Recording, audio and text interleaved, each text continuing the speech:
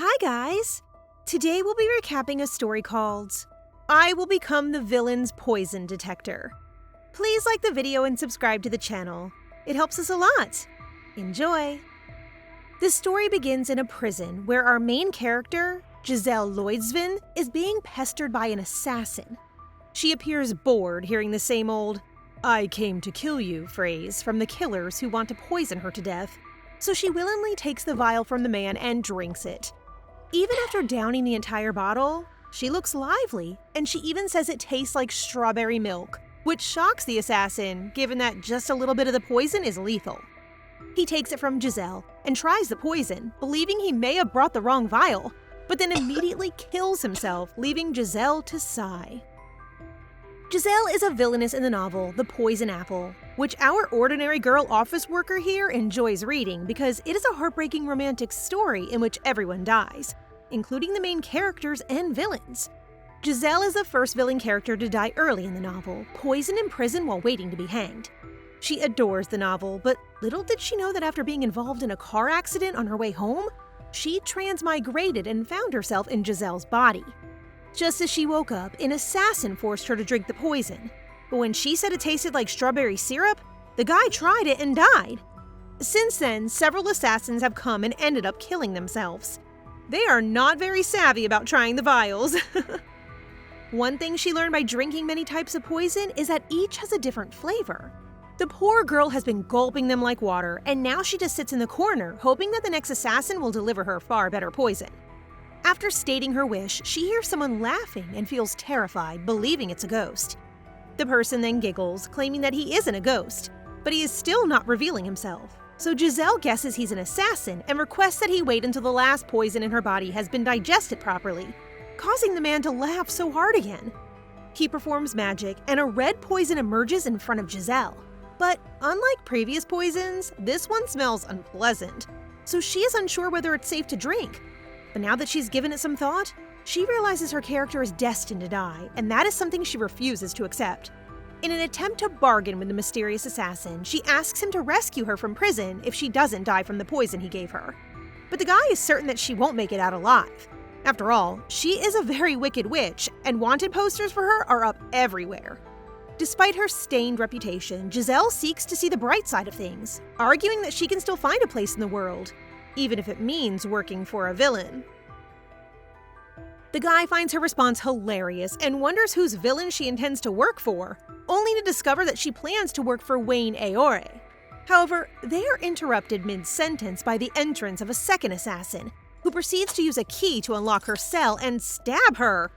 Jazelle takes the poison fast in the hopes that the mysterious man will do what she says, and to her relief, he does. Using his magical abilities, he makes the assassin vanish in a second. Then he emerges, looking dashing with his jet black hair and crimson eyes. He is gorgeous! Jazelle is taken aback by the assassin's decision to expose his face, but she finds herself charmed by the man's stunning good looks. Same girl, same! When he takes the vial, she thinks he's just as stupid as everyone else and will test the poison to make sure it's deadly. But when he just keeps the vial, Jazelle is overjoyed to have finally met an intelligent assassin. The encounters with the dumb killers have worn her down. The guy then activates a teleportation magic circle, and our girl is instantly freed from prison. However, Jazelle can't bring herself to rejoice as it feels so easy. But that changes when this handsome man bluntly reminds her that, even though she's now out of prison, she will be recorded as a witch who escaped using black magic, resulting in a large bounty on her head and certain death if caught. According to what she recalls, the villains in the story employ black magic, and Wayne Aore, the final villain, brought in black mages to face the male lead. So the figure in front of her could be a black mage from the Dark Cloud organization, which Wayne leads. This is becoming more problematic because she didn't mean to work for Wayne previously, but she simply blurted it out. She hesitantly inquires about his name and finds out that he is Lenal. Since his name does not sound familiar, she speculates that he could be an extra in the novel, and a particularly gorgeous one. Lenal already knows that Jazelle is lying when she says that she will work for his boss, Wayne, so he agrees not to disclose anything negative about her. Jazelle appears to be at ease now, so Lenal has to ask her what her next strategy is, given that they are directly next to the prison tower where she was held up. He said so casually as Jazelle shrieks, recognizing that this guy did not take her any further away. So she uses her cute, lovely face to persuade Lenal to help her. But then he leans closer to her and asks what he will get in exchange. Just then, they hear soldiers looking for her, so this guy teases her even more, claiming he would keep her until a high bounty is placed on her head before returning her to the guards. But he is startled when Jazelle says she can provide him with information in return. Jazelle tries to pitch Lenal on the fact that it isn't just any information, but it may even help him get promoted because she knows the future of certain significant individuals, including his boss Wayne. It sounds intriguing, but her statement is too absurd for Lenal to believe. So she attempts to reason that something entered her body as a result of the poison she ingested, giving her the power to foretell the future. After hearing Jazelle's confession, Lenal takes things seriously and reveals that prior to her imprisonment, Jazelle tried to sacrifice a black mage in order to obtain more power through forbidden magic. So the actual reason he came up in prison was to see if Jazelle succeeded with the forbidden magic, and if she did, he intends to investigate it. Lenal then holds her hand and reveals that the magic is known as the corruption of a star, and it allows you to summon someone from the outside world and wield their power, which makes him believe that someone is inside Jazelle's body. Wow, their first meeting has already brought up the topic of our girl's transmigration. Still, she is quietly sobbing now that she understands why she transmigrated. After all, she's only an ordinary sleep-deprived office worker with no stake in their world. However, she does not want to tell him the truth, so she withdraws her hand and confidently declares that she is Jazelle Lloydsfin. Lenal does not inquire more, but he used his evil aura to inform her that he could gain that essential information through a variety of methods, which our girl interprets as her being dissected. She immediately says she will cooperate with him and trembles like a baby chick on the side, leaving Lenal confused and certain that she isn't Jazelle, because the nasty witch he knows isn't this submissive. So he smirks and asks her to prove her worth, forcing her to confess that she can detect the taste of poison. But when he acts uninterested, she reveals a future event. Wayne, his boss, will be poisoned. That said, she can serve as Wayne's poison taster. Everything went smoothly, and Lenal did not dissect her or hand her over to the guards, but she ended up working as a cashier at a store that sells cursed items. This is because Lenal still does not believe Jazelle's claim. Therefore, she must take all the poisons sold in his shop and distinguish and categorize them based on their flavor. Jazelle has been a temporary employee at the shop for 10 days, but she hasn't seen Lenal in 3 days, so she's been spending all her time alone with the cursed doll she named Isabel. That's more like an Annabelle to me. Just then, 10, a silver-haired man with a charming smile, enters with a package in hand. He is an apprentice black mage whose duty is to deliver things to Lenal's shop. But while Jazelle has worked there, no one has purchased anything, and all the villains have simply left off large boxes. 10 assures her that villains occasionally stop by to buy stuff, then examines his bag and hands her today's poison. She hastily plugs her nose because the smell indicates that the poison is durian-flavored, but 10 has no idea what she's talking about. After getting into the novel's universe and meeting 10 and Lenal, she suspects that she really is the only one who can smell and taste poison. After 10 leaves, she is left alone and bored, so she decides that this is her chance to escape, knowing that even though Lenal is being nice to her now, there is no guarantee that he will not dissect her someday. So she puts on a black cloak and steals several poisons and money before leaving the shop. Yet, she comes to a sudden halt in an alleyway upon seeing a guard post, in close proximity to the villain's shop no less. Given the number of armored guards and her wanted posters, she finds it baffling that she has managed to remain safe at that little curse shop for so long. At that very moment, Lenal appears behind her and teases her, saying that the guards would likely see her if she walks any further away. I knew this escape mission of hers wouldn't work. Jazelle swiftly clarifies, or rather fabricates, the story about how she was honestly going for a walk and not attempting to escape, prompting Lenal to give her a not-so-innocent smile. But it's still charming, though, given that he knows she has poisons with her and even stole some money for her walk. She's sweating and trying to think of an excuse when they hear a troop of soldiers approaching, leading her to panic and hide behind Lenal's cloak.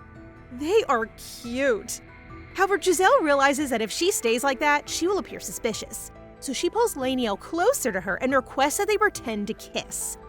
Our girl has read so many novels for sure!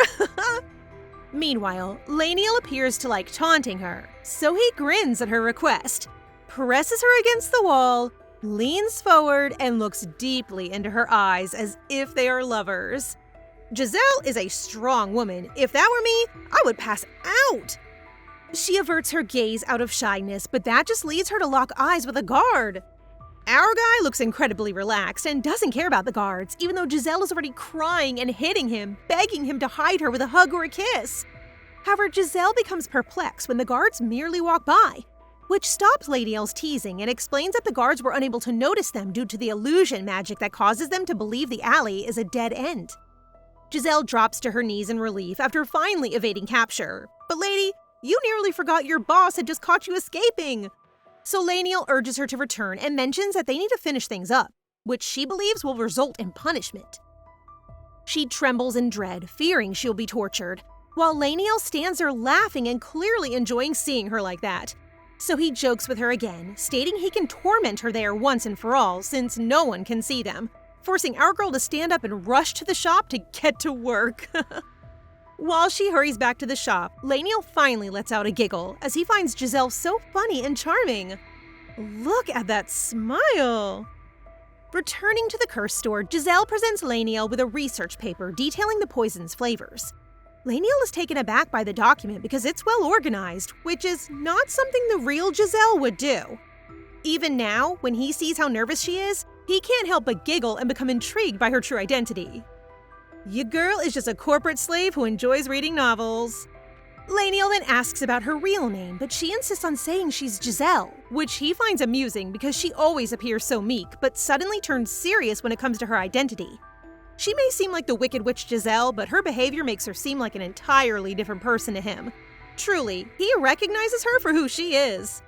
However, Lenal chooses to refer to her as Jazelle and simply lets her be.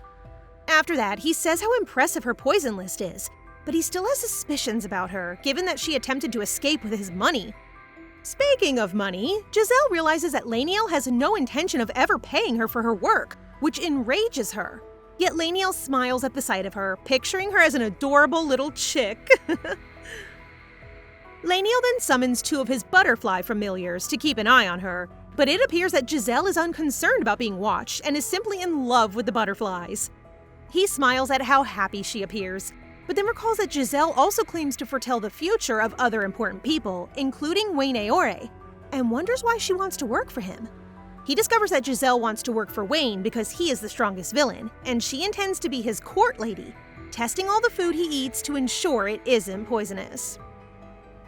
With glitter in her eyes, Jazelle asks Lenal if he can set up a meeting so she can meet Wayne Aore, but he firmly says no, explaining that if she becomes Wayne's food taster, she will have no choice but to follow his schedule and be with him all day, which Lenal cannot allow. This worries Jazelle, but her spirits are lifted when Lenal promises to pay her a monthly payment for her work as his store clerk.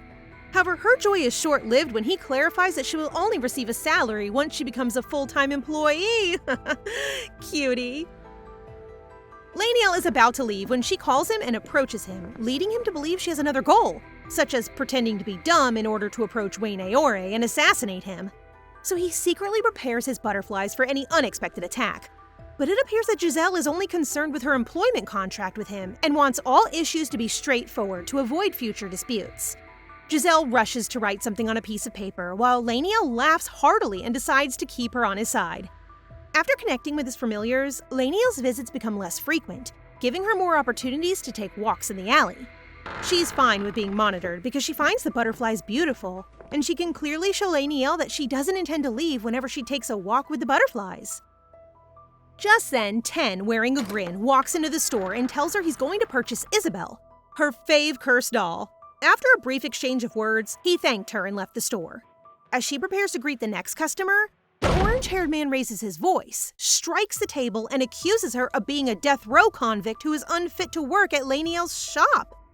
Jazelle tries to calm him down and explain that Lenal did give her the job, causing the young man to sob as it is supposed to be his spot. He becomes enraged and demands to know where Lenal is, but when she says that it is difficult for her to connect with the boss, he begins ranting, even causing Ten to return to the shop.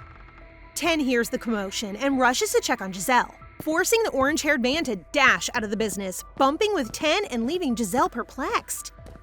That day, she decides to sit in the alley, feeling safe because illusion magic has been applied to it, and watches the people stroll by. She can't walk about freely because her posters are everywhere.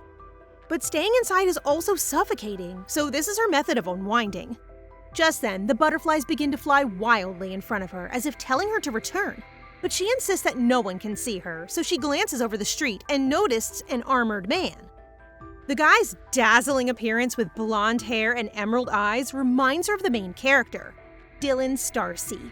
She takes a moment to process the situation before she realizes the man is Dylan, and what's worse is that they were both looking at each other. She immediately rushes to the shop, as illusion magic is ineffective on Dylan because he is an essence seer. Without wasting any time, she locks the store, shuts all the windows, and ducks under the counter.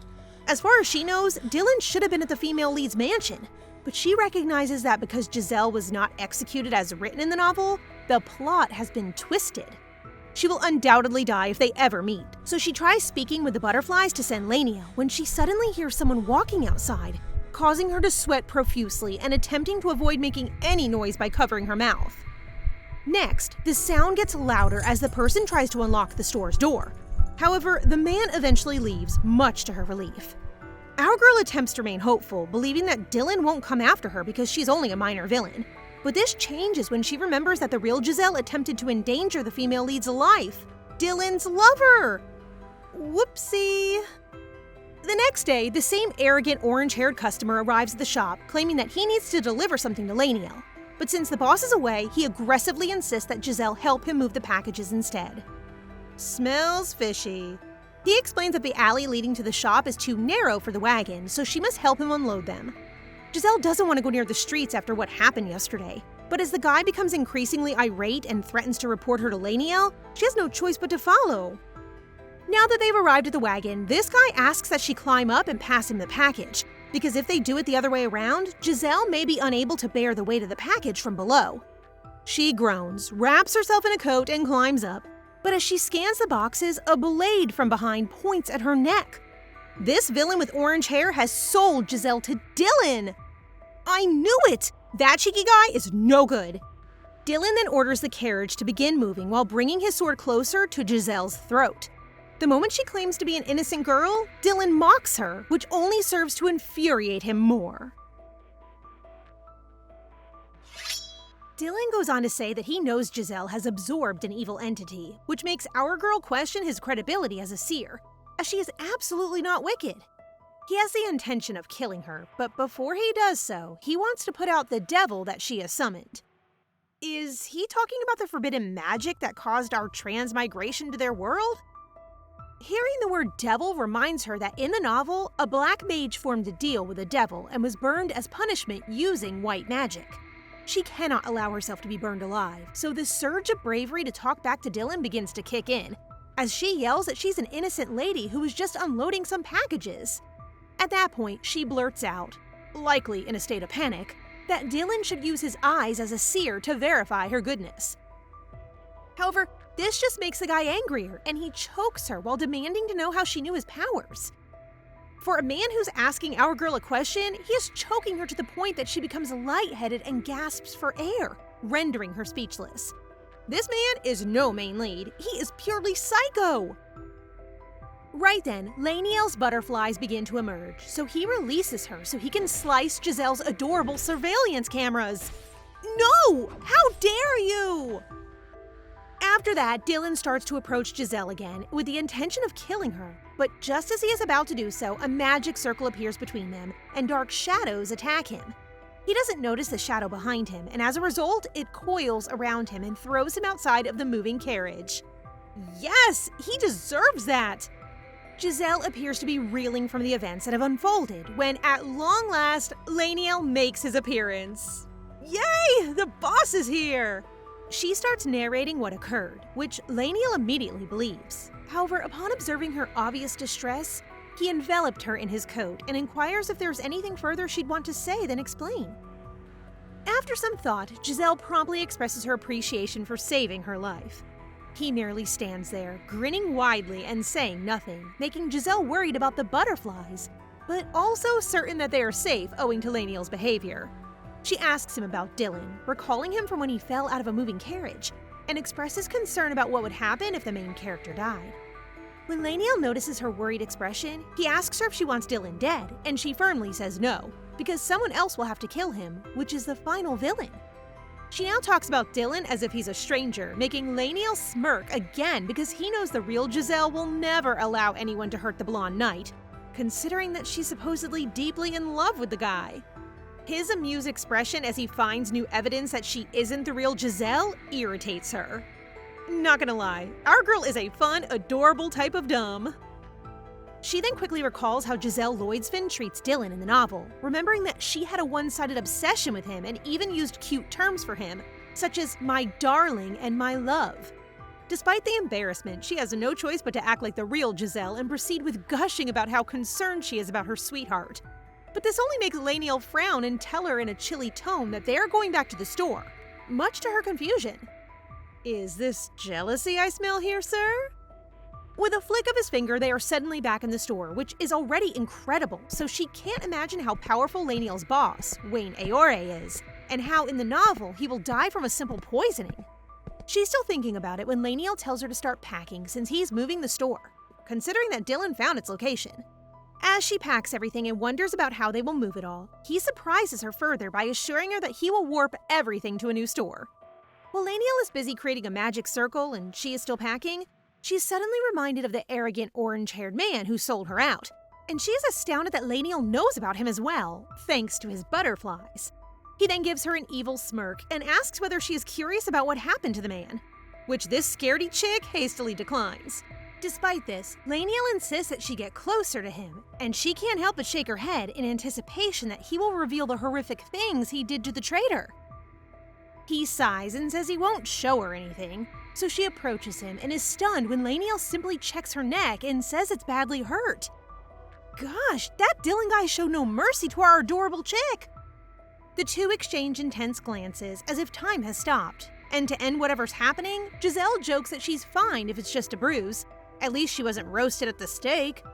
Jazelle's last phrase doesn't sound right to Lenal, so he asks her if Dylan really wants to burn her to death. So our girl starts ranting and furiously shares what Dylan did to her.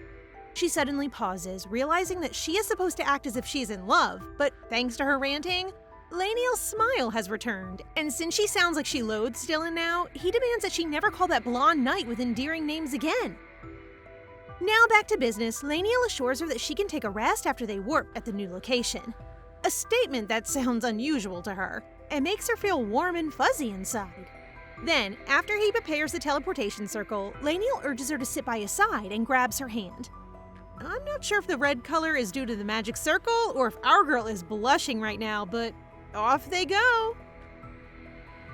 They arrive in a new, more spacious store in a second, but Jazelle's attention is drawn to Lenal, who is sweating heavily and staggering to show her her new room. She is worried about how horrible he looks, but he merely grabs her and gently requests that she rest so she has energy to unpack later. Then, without allowing Jazelle to speak, Lenal closes her door and leaves. After casting such a big teleportation magic, she is certain that her boss is not in a good state and hopes he rests as well. Can we call this a progress? She then collapses on her bed, grateful to have survived being killed by the main character today. Just recalling it gives her shivers because it was the first time everything felt scary. Lenal does threaten her on occasion, but it's usually gentle and just for fun. So after today, she chooses never to leave Lenal's side because she knows she will be safe there. Meanwhile, Wayne and the other black mages are discussing their preparations for something when Vadrio appears and whispers something into his ear. So this is Wayne, the strongest villain Jazelle's been talking about? Following that, the two of them use warp to arrive at a very peaceful-looking estate where they discover Lenal, who is still fatigued. However, something appears strange here. Vadrio and the person our girl believes is the real boss are both bowing their heads to our handsome shop owner. Lenal? It looks like we found the real boss! They then report that Dylan is still alive, but they can't believe Lenal ran into him when he was supposed to be at his estate. And to make matters worse, he discovered the location of their business. Wayne believes there is a spy within their organization, leading Lenal to unleash his overwhelming aura and issue instructions to remove all of his men from the city, and anyone caught by Dylan will be killed immediately. Lenal then orders Wayne to organize a few rallies to divert Dylan's attention, to which he agrees and then departs. In the meantime, Vadrio couldn't resist inquiring about Lenal's motives for bringing Jazelle in, to which he cutely replies that the girl has become his employee. This confuses Vadrio, so he advises Lenal that keeping her around may cause problems for them. But just hearing Jazelle's name makes him giggle, and he begins rambling nonsense to him, revealing that Jazelle is on probation and her nickname is Crazy Jazelle. After some time of relaxing, the butterflies appear before him and inform him that Jazelle is deep asleep. Oh, yay! The butterflies are alive! Then Lenal walks down what appears to be underground steps and reaches a door, which he uses magic to open, and right away leads him back to their new shop. Seeing how disorganized everything is, he intends to gather additional aid for Jazelle. He proceeds to her room as his butterflies start to wonder if they should keep guarding Jazelle, to which he responds yes. Lenal has been avoiding Dylan, but because of Jazelle, he gets into trouble, so he looks at her and wonders if she's worth the risk. After that, he gives her a light brush and resolves to keep her close until he's sure. Viviana, the novel's female protagonist, heals Dylan's wounds while he's in pain, while Dylan is outraged, merely thinking about Jazelle's face and the fact that she joined the Black Mages. He asks her to return home, but she refuses, even when she reminds him of the times Jazelle nearly killed her. Viviana believes she will be fine because she heard reports that Jazelle has changed, which Dylan rephrases as Jazelle becoming crazier. She feels sorry for Jazelle, but is she? And wants to purify her while Dylan tells her she isn't worth it and that he will care for her on his own. Dylan is about to leave when Viviana asks about Lenal, demanding to know where he is and what he's up to, but Dylan does not respond, telling her to return immediately the next day.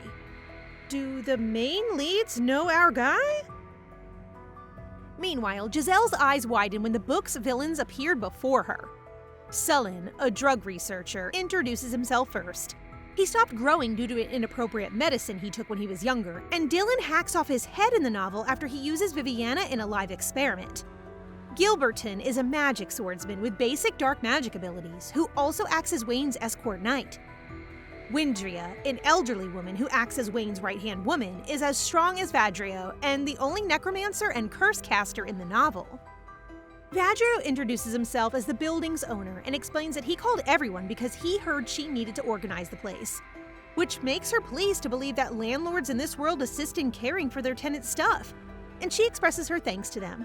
And so they all begin, and while doing so, she learns that Lenal requests Vadrio to assist her with her unpacking since he knows she's scared of touching the cursed items. So thoughtful! After a while, they finish arranging everything, and they all sit at one table having tea, and she discovers that Sullen's clinic is just next to the store. Windria's lab is on Lenal's top floor, and Gilberton's chamber is next door to Windria. Sullen then notices her bruise and tells her that he doesn't have any medicines that can get rid of them, and Windria tells her that she cannot do healing magic. Jazelle smiles and assures them that the bruise will heal on its own, but Gilberton adds that it will not because Dylan's mana is comparable to dirty white magic, which is poisonous to people like them.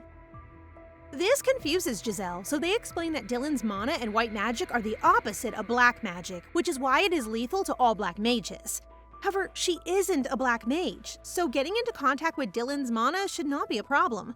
But the villains remind her that she has signed a contract with a black mage and used forbidden magic, which makes her body stained with black magic. While fetching more goodies for the villains, she looks in the mirror and can't believe Dylan used mana to choke her, which Sullen notices and approaches to console her by insulting Dylan. Then, Windria appears, declaring that Jazelle is extremely fortunate to have escaped facing the night. Jazelle nearly has a heart attack as Gilberton swiftly moves beside her, hands her an ominous bead, and tells her to keep it with her so she can throw it at Dylan when the time comes. He gave our girl an expensive item that they sell in the shop, so she isn't sure if she should be grateful or not. But this guy doesn't seem to mind. Even Sullen believes that she keeps it as a self-defense item because Dylan is extremely dangerous and is notorious for finishing what he starts. Jazelle understands this and regrets disclosing Dylan's abilities to him, as his essence-seeing eyes are truly a secret that was not revealed until the end of the novel. Feeling anxious and convinced that Dylan will find her and kill her, she instantly pushes those thoughts out of her mind when Windria pats her shoulder and promises to keep her safe. Sullen, the cheerful old man, and Gilberton, who seems to dislike smiling, agree to do the same. Jazelle feels warm, but politely declines their assistance, claiming that she's okay and can protect herself. But Windria cuts her off, pats her head, and scolds her, saying that all she needs to do is thank them. Aww, I'm sure Windria will become her mother figure in the novel world. Jazelle begins to cry unknowingly, prompting the villains to become concerned. So she hastily dries her eyes and confesses that she's never heard of someone offering to protect her. She had always handled things on her own, even in her own world, so our girl must have been waiting for those words to be spoken to her for a long time. To make Jazelle feel better, Gilberton declares to protect her, and Sullen even states that he will allow her to hide behind his clinic. Just hearing them talk about how they hope to help her makes her giggle, and oddly, the cursed item she was previously afraid to touch seems warm now. She's starting to like the baddies, and I'm all for it. Everything is ready in the store, and she is about to open it to clients in order to make money, when Lenal surprises her from behind. Jazelle then observes that he still does not appear to be in good health, but Lenal simply shifts the conversation to her crying and teases her about how he got a report about it. Jazelle is embarrassed, and Lenal continues to joke around, claiming that she pushed herself to thank him for saving her life, but can't believe she sobbed when the others promised to protect her. However, this causes Jazelle to become serious, stating clearly that she never pressured herself and that her expressions of gratitude to him were sincere. Instead of continuing to tease her, Lenal puts a yellow scarf around her neck, telling her to wear it until he figures out how to treat her bruise. He then tells her to get ready because he's going to close the store today to show her the Villain Street, the city of Vanhill. This is Jazelle's first time leaving their new store, and she is astonished to find it outside the main street. Lenal proudly introduces the several shops around, such as the grocery store, the largest sweet shop, and the famous sausage vendor, while our girl's eyes sparkle and she can't wait to eat them all. It seems like Lenal chose this spot specifically so Jazelle can eat all the food she wants. In the novel, Vanhill is a city that only villains can enter, and there's only one rule: never raise a commotion or you will be banished. She then mentions that she knows this is Wayne Aore's home base, which surprises Lenal, so he asks what else she knows about him. She is not lying when she says she knows just a bit about him and has no personal information, because the novel merely describes Wayne as a very gorgeous man with silver hair. Their talk is interrupted short as Jazelle's stomach grumbles from hunger, making Lenal giggle, so they go to a restaurant. The yellow chick is now completely full, while Lenal smiles but realizes that feeding her will be expensive. She then starts running and humming around the streets, relieved that she no longer has to hide, and looks at Lenal with the sweetest smile, expressing that Vanhill is now her second home, making him blush.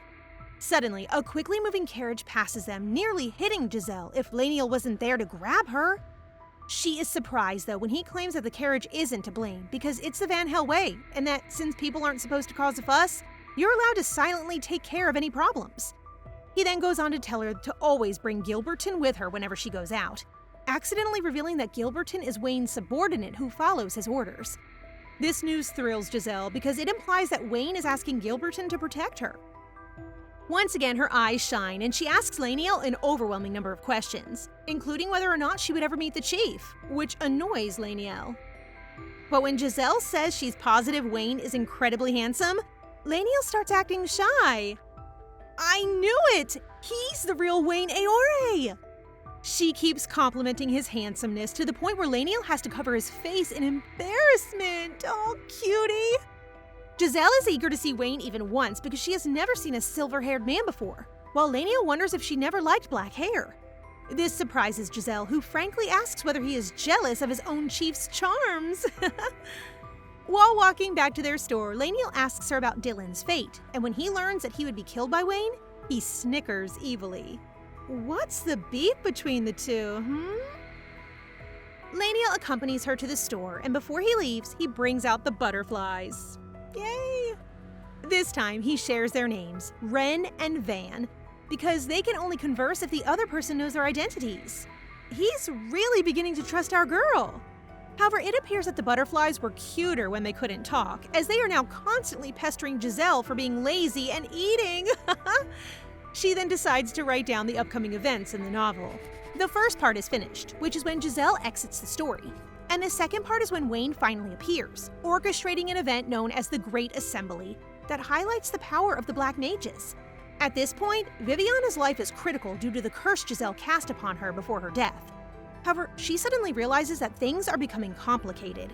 This section of the novel never actually occurred, and the real Jazelle has only just summoned her.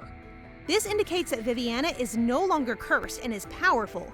Therefore, the villains could get defeated. Does that mean any insight into the future that she has is, in simple terms, almost useless? She begins creating guesses in her head, believing that if she could simply fulfill the curse, the novel would go as it should. Just then, Windria comes, so she takes advantage of the chance to ask her if crafting curses is difficult. To which Windria responds that it can be learned, but she isn't currently accepting disciples, causing Ten to appear sobbing as he claims to be her lone disciple. Meanwhile, Lenal observes Wayne and the other black mage interrogating the spy, but when he refuses to disclose any information, Lenal steps in. Wayne then orders the other mages to leave the room, leaving only himself, Lenal, and the spy. After shoving a rag into the spy's mouth, Lenal uses his power to summon a chair, where he sits like a boss while Wayne stands by him. Despite the gravity of the situation, Lenal decides to ask Wayne how much magic is required to achieve flawless silver hair. Jazelle's preference for silver hair is something he just can't seem to get past. Wayne is confused because Lenal dislikes it when even a single strand of silver hair sticks out. And he is even more startled when our lover boy blushes as he recalls Jazelle complimenting his silver hair. Our guy is really falling even deeper. Wayne believes he's becoming crazy, much like his employee Jazelle, but more like crazy in love, sir. Speaking of Jazelle, Wayne expresses his disbelief that Lenal moved the store to Vanhill, considering that he always stated it was boring because the location was safe, which is why he opened it near where the knights are.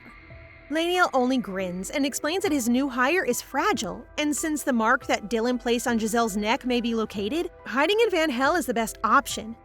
He then instructs Wayne to stop by the shop when he's finished with his duty to meet his biggest fan, Jazelle, whom he has promoted to full-time employee.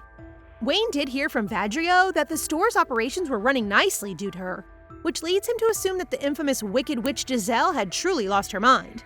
Since anyone who encounters Jazelle will be unable to tell her apart from the actual Jazelle, Lenal understands that they will truly believe she's insane, and he is pleased that the only person who recognizes her for who she truly is him. Anyway, he's put his adorable chick inside for the time being and is getting down to business. Lenal emits an evil aura, making the spy shudder in fear as he prepares to tamper with his head and release him. He plans to use the guy as amusing bait, so Dylan's attention will be diverted instead of chasing Jazelle. That night, Jazelle sits at the counter, groaning as she looks at Ten, who ends up crying in his sleep while patiently waiting to see Windria. At the same time, Ren, the red butterfly, has had enough of Ten and is going to poison him for disturbing their night. But Jazelle manages to stop the furious butterfly in time. She then stops Van as well, as he's ready to attack Ten with his stinger. Even the butterflies are villains. Not only has she just twice saved Ten's life, but it appears that someone else is equally displeased with Ten's presence. Lenal, who has just shown up. Lenal is irritated and claims that he did not move the store just so she could bring her boyfriend whenever she wanted, which confuses Jazelle and prompts her to clarify that Ten is only Windria's pupil. She then touches her scarf and, with a distressed expression, declares that she has more important things to worry about than finding a lover, which led Lenal to calm down and apologize to her while messing up her hair. They are really getting comfortable with each other. After they clear the air, she goes on a tirade about how the customers at the new site don't respect their store's operating hours. She takes Ten and Windria's situation as an example, where Windria has started arriving at the shop early to avoid Ten, while the poor apprentice waits for her all day at the store. Speaking of Miss Windria, she comes in just in time and begins to sweat a lot as she notices Lenal in the shop. Whoopsie, bad timing for you, miss. Lenal tells their valued customer, Windria, to respect their business hours with a menacing expression hidden beneath his grin. After that, he approaches the table where Ten is fast asleep and intimidatingly tells her to resolve any issues she may have with the man, or else he will, which makes Windria grab Ten and run away in an instant. He's such a her wish is my command type of guy. After they depart, Jazelle starts to question Lenal's late-night visit to their store, and he timidly explains that he came to see how she was doing because there was a man in their store. Jazelle encourages him to return to his house, so he can relax now that he knows that she's not in danger, but he refuses to leave, even after she explains that their store only has one room. Now that she thinks about it, the way Lenal pushes Ten out, thinking she's her lover, plus the fact that he wants to sleep in the same room, is sending her a signal and making her blush so much. In a fit of panic, she yells out to clarify that she has no interest in dating coworkers, as she assumes Lenal likes her. It's funny how she can completely derail any mood. Lenal sighs and chooses to go to bed, which annoys Jazelle because it means she must sleep near the counter. So he bribes her with a vacation tomorrow, but it isn't enough to convince our girl. But as he mentions that the vacation is paid for, her mood immediately changes, and she happily wishes him goodnight. In the end, he uses magic to place a bed near the counter and give Jazelle the room, so he's clearly just lovingly teasing her. The next day, our ball of sunshine wakes up joyfully, intending to rest the entire day. But she is surprised to see Lenal at the counter and hasn't yet left. He then stands up and urges Jazelle to get ready to go grab breakfast and stroll around because it's her vacation. But it appears that these two have different definitions of vacation. For Jazelle, it means rest, while for Lenal, it means going out and playing. She then argues that even if she chose to play around, she would prefer not to do it with him, her boss, because it will feel like overtime, leading Lenal to remind her that Vanhill is a home for criminals, and the wicked witch Jazelle Lloydsfin has many enemies. Gilberton is busy, therefore Lenal will accompany her today, as he also intends to get her neck bruise examined. After hearing that Lenal knows where she may receive care for her bruises, which are still fresh and seem to be healing slowly because of Dylan's mana, Jazelle's attitude softened. She decides to spend her vacation with her boss Lenal, but he is shocked to hear that she is wearing her work attire since she is short on clothes. Even if her explanations about spending her money on food and the higher-than-usual pricing in Vanhill continue to baffle Lenal, he persists in urging her to eat and go shopping for clothes next. She is so ecstatic after eating all of that great food that she thanks Lenal for being a good boss and promises to stay loyal to him. She's such a child, really cute. Lenal worries that she might get sick because she ate too much, which makes her pout, and explains that she did not eat that much. However, she completely forgets that they are on their way to buy clothes and now regrets eating so much. The owner of the boutique greets them but is surprised to see her. The lady is one of her fans and recognizes her as Jazelle Lloydsfin, the first villain to enter Soltia Tower and come out alive. She is in the middle of a conversation with Jazelle when Lenal interrupts and tells her to show them the clothes they have, which she grudgingly complies with. As they walk back to the streets after shopping, she asks if she can study magic to protect herself, but he tells her that there is no such thing as self-defense magic and that not everyone has magical powers. Jazelle acknowledges that magical abilities are innate, but her goal is to obtain a potion that can instantly enhance magical abilities for those who do not have any. This time, Lenal earnestly tells her that attempting to develop magical talents when none exists is dangerous. Jazelle then discovers that magical attributes and the size of their magic vessel that holds their powers are determined at birth. She also learns that there is no fundamental difference between divine and magical strength, which surprises her. When Lenal notices her confused expression, he stops and tells her to get going while she's still processing what he just told her, because all she knows is that divine power is a god's blessing. And if magical and divine power are just the same, what distinguishes a black mage from a white mage? Is this basically just racism? When Lenal calls for her, she stops thinking and realizes that they are at a place he mentioned where she can get help for her bruise. She chases after him as he knocks on the door.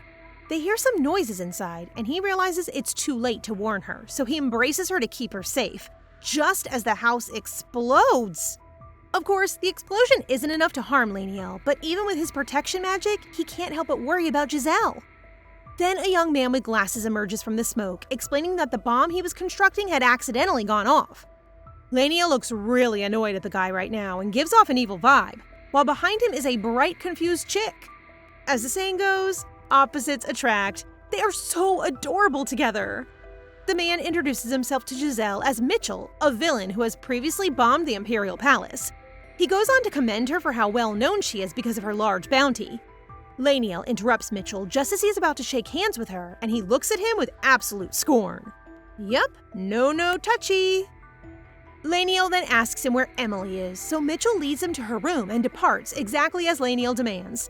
Lenal unlocks the door, and Jazelle is startled to realize that it isn't just any average room, since it appears quite gloomy and scary. As Jazelle shrinks from fear, Lenal can't help but giggle and reaches out to hold her hand as they enter. That's really smooth, sir. Really smooth. While walking into the dark room, she spots a horrifying doll's head on the floor and makes eye contact with it, prompting her to scream and clutch Lenal's arm, fearing that it may curse her. No one is allowed to scare our girl, not even this poor doll, so Lenal kicks it like a soccer ball. However, she is still terrified and unable to move, so this cunning, charming guy offers to carry her, a gesture that makes her so red, but quickly dodges his touch, causing Lenal to express so much disbelief at her sudden decision to be cursed rather than be carried by him. Look at his confused face! But then he smiles when Jazelle, who is shy, reveals that she is heavy because of all the food she ate this morning. They keep moving till they come across Emily, an elderly lady who is currently washing a cloth in a magic-filled wooden basin. Lenal crouches to greet the granny, and as soon as Emily recognizes him, she smiles and begins messing his hair. Jazelle, who is watching them, is startled to see Lenal in such a relaxed state for the first time. He looks so approachable, such a cutie! Emily calling her granddaughter-in-law makes her redden, but she's happy to know that Emily is joking. After all, she and Lenal don't look anything like each other. And even with the scarf, Emily could see that the bruise on Jazelle's neck is quite alarming. Emily instructs her to remove the scarf so she may examine her neck, which Jazelle does, but then hits her own head because she neglected to greet the old lady first. She bows and introduces herself as a trainee employee at Lenal's store, but she is taken aback when Lenal interrupts and announces that she is now a full-time employee. He smiles and tells her that she was promoted a few days ago, which makes her very happy, but she gets grumpy at Lenal for telling her so late. Emily can't help but laugh since they look like a cat and a chick fighting. After their short argument, Lenal requests that Emily make Jazelle a scarf to cover her bruise, so Granny examines her neck and verifies that it will be challenging to conceal. Still, it appears to be within this Granny's capabilities, so she proceeds to cover her magical basin with a cloth, and it starts to light. After a while, the Granny speaks up and says it will take a week to make Jazelle a scarf, as she needs to create many layers of magic that will cover the bruise. Lenal accepts and guarantees to come back in a week, but just as they are about to leave, Emily asks him to help her thread a needle. He immediately turns away and declines, but our girl feels bad for the Granny and decides to help her, even though Lenal stops her. Jazelle falls for this cunning Granny's trap because, well, it seems like she needs her help threading not one, but a whole bunch of needles. They finally return to their store that afternoon, and Jazelle appears to regret helping Granny earlier, as she looks so tired and her hands are still shaking. Lenal reveals that Emily is a cursed doll maker who is actually the best at threading but enjoys pretending to be weak in order to poke fun at others. Jazelle sobs as she looks at her shaky hand, recalling how hard she and Lenal struggled with threading earlier. OMG, our guy totally could have waited for her to finish, but instead he went ahead and helped her, which is such a green flag. Jazelle later discovers that her bruise is a tracking brand, so Lenal advises her to always go out with either him or Gilberton. He appears so relaxed as he reads a book, leading Jazelle to believe that Wayne must have fired him from his job and is now spending time at the store that she can't feel her own vacation.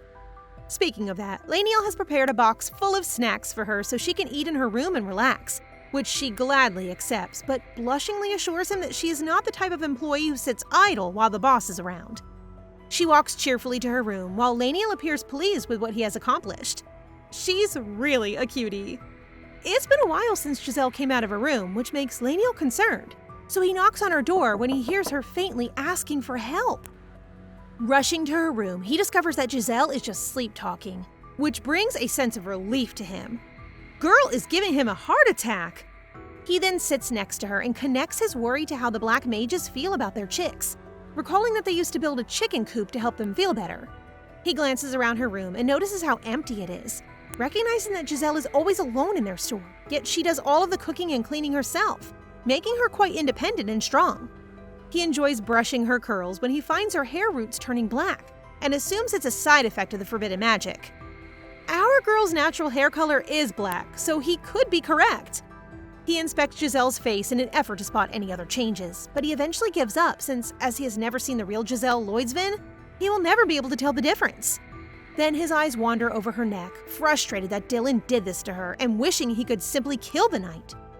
Jazelle wakes up and shivers as she feels Lenal's hand on her neck, assuming he is about to finish her, which makes him chuckle. He recognizes her frailty and suddenly announces that he is naming her Jazelle, while also telling her not to ever imitate Jazelle Lloydsvin, not even in jokes. I believe this is his way of giving her own identity. Everything around them appears fuzzy and nice until Lenal announces that, in honor of her name, he will construct her the most grand chicken coop, causing Jazelle to sit up and begin protesting that she's not a pet. She reminds him that she's a hired employee with a contract, which makes him laugh so hard. But she insists that if he wants to build her a coop, he should raise her salary instead. While Jazelle pouts, Lenal can't stop laughing as he calls her my Jazelle in his head, adoring that she's both hilarious and charming, and resolves to build her the best chicken coop. Is this a silent proposal and confession, sir? After that, Lenal rushes off to work, and Jazelle is enjoying her alone time when she is surprised by a timid-looking customer. She is certain that she closed the door, so she urges him to go because they're not open today. But she can't say no when this guy begins begging to buy a wooden box. Jazelle begins searching for the box, unaware that a man has dropped something on her back. A spider bites Jazelle on the neck, and she quickly realizes that it's trying to escape. In her haste, she uses the wooden box to kill the spider. The ugly man then pretends he didn't do anything wrong by asking if she's okay before pressing his finger on the bite mark, which made Jazelle turn around and touch her bleeding neck. After finding that she did not have insect bite medicine, this man, Tones, invites her to his clinic where he works as a pharmacist. Please remember that everyone is a villain. He claims that this shop isn't far away and that they can go there right now, but Jazelle doesn't trust him and declines, stating that she still needs to clean the store, so he must leave. After Tones leaves, Ren confirms to Jazelle that she did secure their doors, implying that the person entered without permission. She then licks the blood on her neck and tastes oranges, which means that Tones may have released a poisonous spider on her.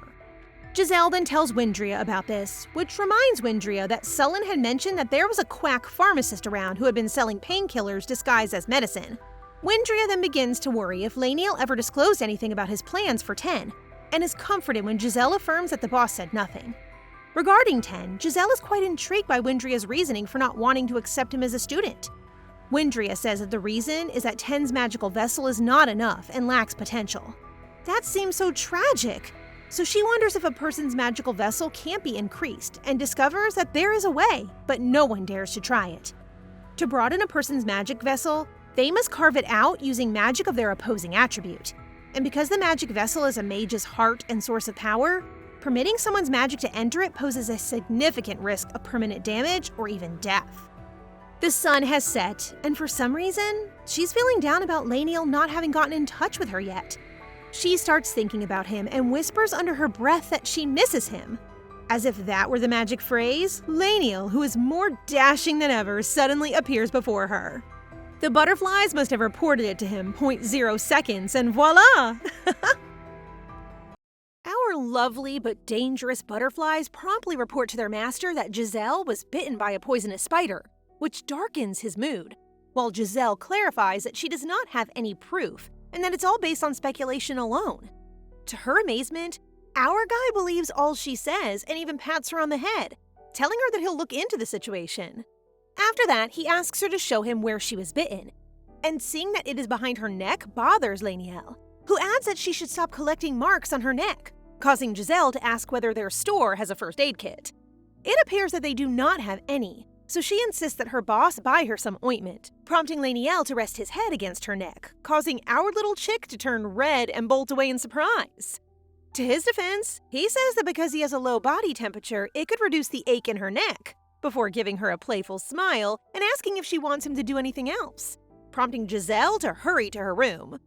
Why are they flirting so cutely? Lenal continues to tease her by standing outside her room and bringing up the fact that he overheard her expressing that she misses him, causing her to blush and tremble yet again. She's definitely overheating. Our guy clearly enjoys her reaction and is about to go when Jazelle opens the door with a pout on her face. This makes Lenal pat her head again and promise not to leave so she wouldn't be scared. But Jazelle argues she wasn't scared at all and is only in a bad mood because Tones, who threw the spider at her, was blushing earlier and even invited her to his shop. The new information certainly irritates Lenal, and he intends to personally visit the man. Yup, how dare he blushed at his little yellow chick, so, advanced rip to you, Mr. Spider Guy.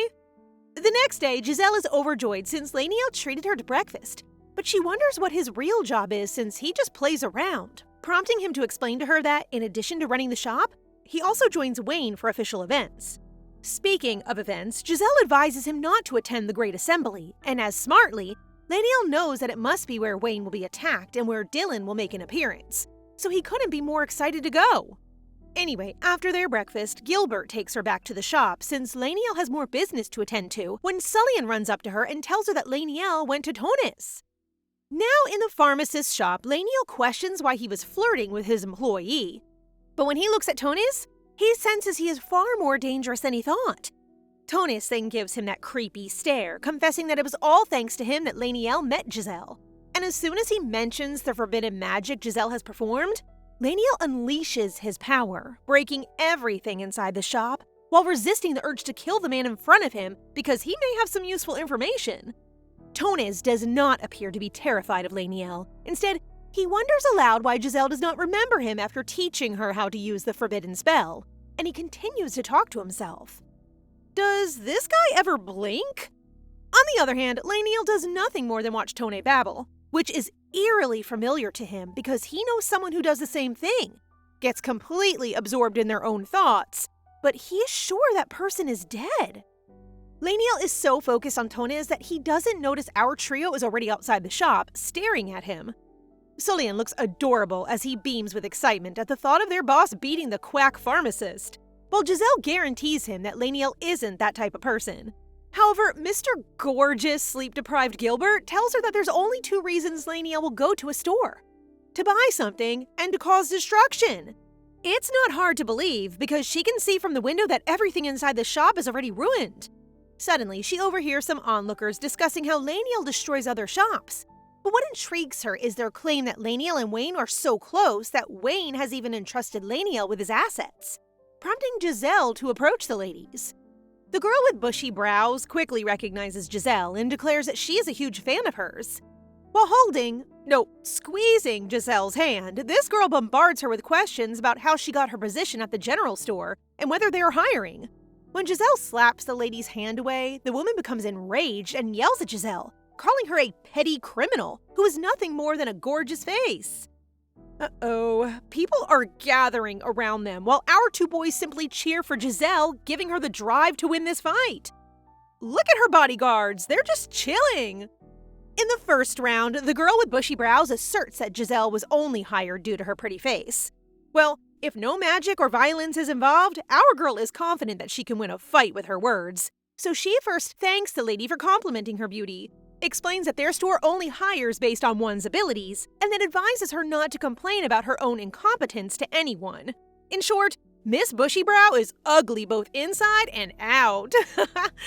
Back in the pharmacy, Tonis smiles as he looks out the window, prompting Laniel to do the same, and is surprised to see Jazelle.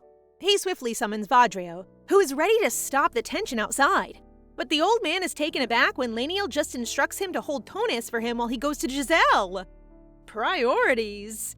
In any case, Bushy Eyebrows appears to be quite agitated in round 2, and she decides to use violence by drawing a knife and dashing towards Jazelle.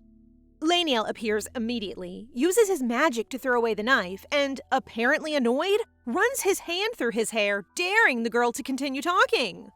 Look at that beauty! Sir, you can step on me! The girl trembles in fear as she stares at Laniel, eventually running away and screaming her apologies. After the girl is left, Jazelle notices from the windows that Tonis is being restrained by Vadrio. But our charming fellow here blocks the view and guides her back to their shop to discuss what happened in detail. He then gives Vadrio a nod, directing him to take Tonis to their headquarters. Laniel eventually arrives at the dungeon and asks Vadrio whether he obtained any information from Tonis. But to his surprise, the once creepy-looking pharmacist has transformed into a frightened dog. Tonis seemed to have lost his memory for the past 3 months, implying that the person Laniel spoke with earlier was not the same person. They are positive that black magic was not used to control Tonis and erase his memory, which leads Laniel to believe that if it was white magic, Dylan or Viviana must be involved. Worse yet, perhaps that certain someone that he knows was involved. I'm intrigued. Regardless, Vadrio was able to obtain information showing that Tonis has a strong desire for Jazelle, so the old man suggests that they use Jazelle to extract information from Tonis. But as expected, this enrages Laniel and orders Vadrio to ensure that Tonis will never be able to come out, or he will kill him himself. he becomes fiercely protective of his little yellow chick. After that day, Jazelle found out that Tonis had closed his shop and vanished from Vanhill, causing her to believe that Lenal had kicked him out. But our guy simply denies it. She then asks Lenal whether it is true that he is close to Wayne and has been visiting his mansion, which Lenal casually confirms, prompting our girl to gasp in delight. She continues by inquiring as to whether Lenal lives in the mansion of the big boss. However, Lenal appears a little irritated by her persistent questions regarding Wayne and informs her that he has his own mansion. Speaking of mansions, he suddenly gives Jazelle that adorable, smooshy, wubby, innocent baby girl smile while placing both hands on his cheeks and asking if she wants to commute to work from his home. Why does he have to ask so cutely? Sir, you are not healthy for my heart, but I am packed and ready to move in. Anyway, Jazelle is now blushing so hard because she instantly realizes what he meant, for her to move into his house. Lenal's eyes twinkle as he asks if there's a problem before informing her that he discovered venomous spiders at Tonis' shop, confirming her suspicion that Tonis was behind the attack. He then reminds her that, while the others will be able to look after her in the morning, guys like Tonis may sneak in at night, so she should think about it for a while, and he will come back later. Now that she's alone, Van and Ren are urging her to accept their master's offer when, out of the blue, the shop's protection magic gets broken. Jazelle hides under her bed in terror as the butterflies release poisonous powder to attack the intruder, only to be annihilated in an instant by white magic.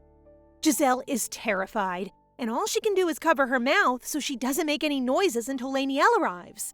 But oh my gosh, even I'm startled when Miss Bushy Eyebrows makes eye contact with our girl. She grabs Jazelle's hand and drags her out from beneath the bed, smiling evilly, assuring Jazelle that she can't murder her now since she used too much magic to shatter the protection spell earlier. Despite her fear, Jazelle asks for the identity of whoever's controlling Miss Bushy Eyebrows, which surprises her because the Jazelle Lloydsvin she knows is not as quick-witted. The girl then wonders if the forbidden magic was successful or if Jazelle Lloydsvin simply summoned an ordinary person, given that she senses no magical power in her. She unexpectedly grows violent, gripping Jazelle's arm and yelling that Jazelle should have become powerful food for Lenal, despite complimenting Jazelle on luring him out. Jazelle swiftly slaps the girl's hand away, terrified by what she has just heard, since if she understands correctly, there is a mastermind behind Jazelle Lloydsvin who influenced her to use forbidden magic, and their goal is Lenal. Miss Bushybrow then picks up that Jazelle is still alive despite the room being full of poisonous powder and smiles, claiming that the power she earned through forbidden magic is useless, when Lenal finally appears and skippity-paps her with magic. Jazelle rushes towards Lenal, but he backs away and asks coldly whether she is Jazelle Lloydsvin. Jazelle boldly claims that she is Jazelle, not Lloydsvin, his store clerk.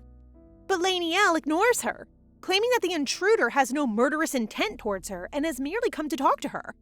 This only implies that Lenal has been hiding and listening in on their conversation, which unnerves Jazelle, as she believes Lenal now perceives her as a potential spy that must lure him. This hurts me! Could Lenal please go back to his beaming cat face? Despite Jazelle's claims that she is completely clueless to the forbidden magic and what Miss Bushybrow was referring to, Lenal looks down and concludes she must be a bait, and whoever is behind this wants her to fulfill her role. Our girl has no way out because she too believes it's the case for her, and her mental state is jumbled because the novel does not mention why Jazelle Lloydsvin used forbidden magic, nor does it mention Lenal or the mastermind who instigated Jazelle. She's starting to question if the novel she read is about the world she's now in, or if there's even a real her, and why she was picked to enter Jazelle Lloydsvin's body. Oh dear, the identity crisis means this will get really complicated, isn't it? Lenal's tone changes when he sees Jazelle crying, and she promptly confesses that she feels very frustrated. The fact that nothing changes in the past or present breaks her heart. She has worked so hard to survive and adapt, but in the end, nothing works out. Oh, now I'm curious what happened to her in her past life. She then grabs Lenal's hand and begs that if he intends to kill her now, he do so painlessly. But she is taken aback when Lenal's tone returns to normal, and he declares that he has no intention of killing her. Guys, I think something is wrong with me because when did I'm not going to kill you become so sweet and romantic?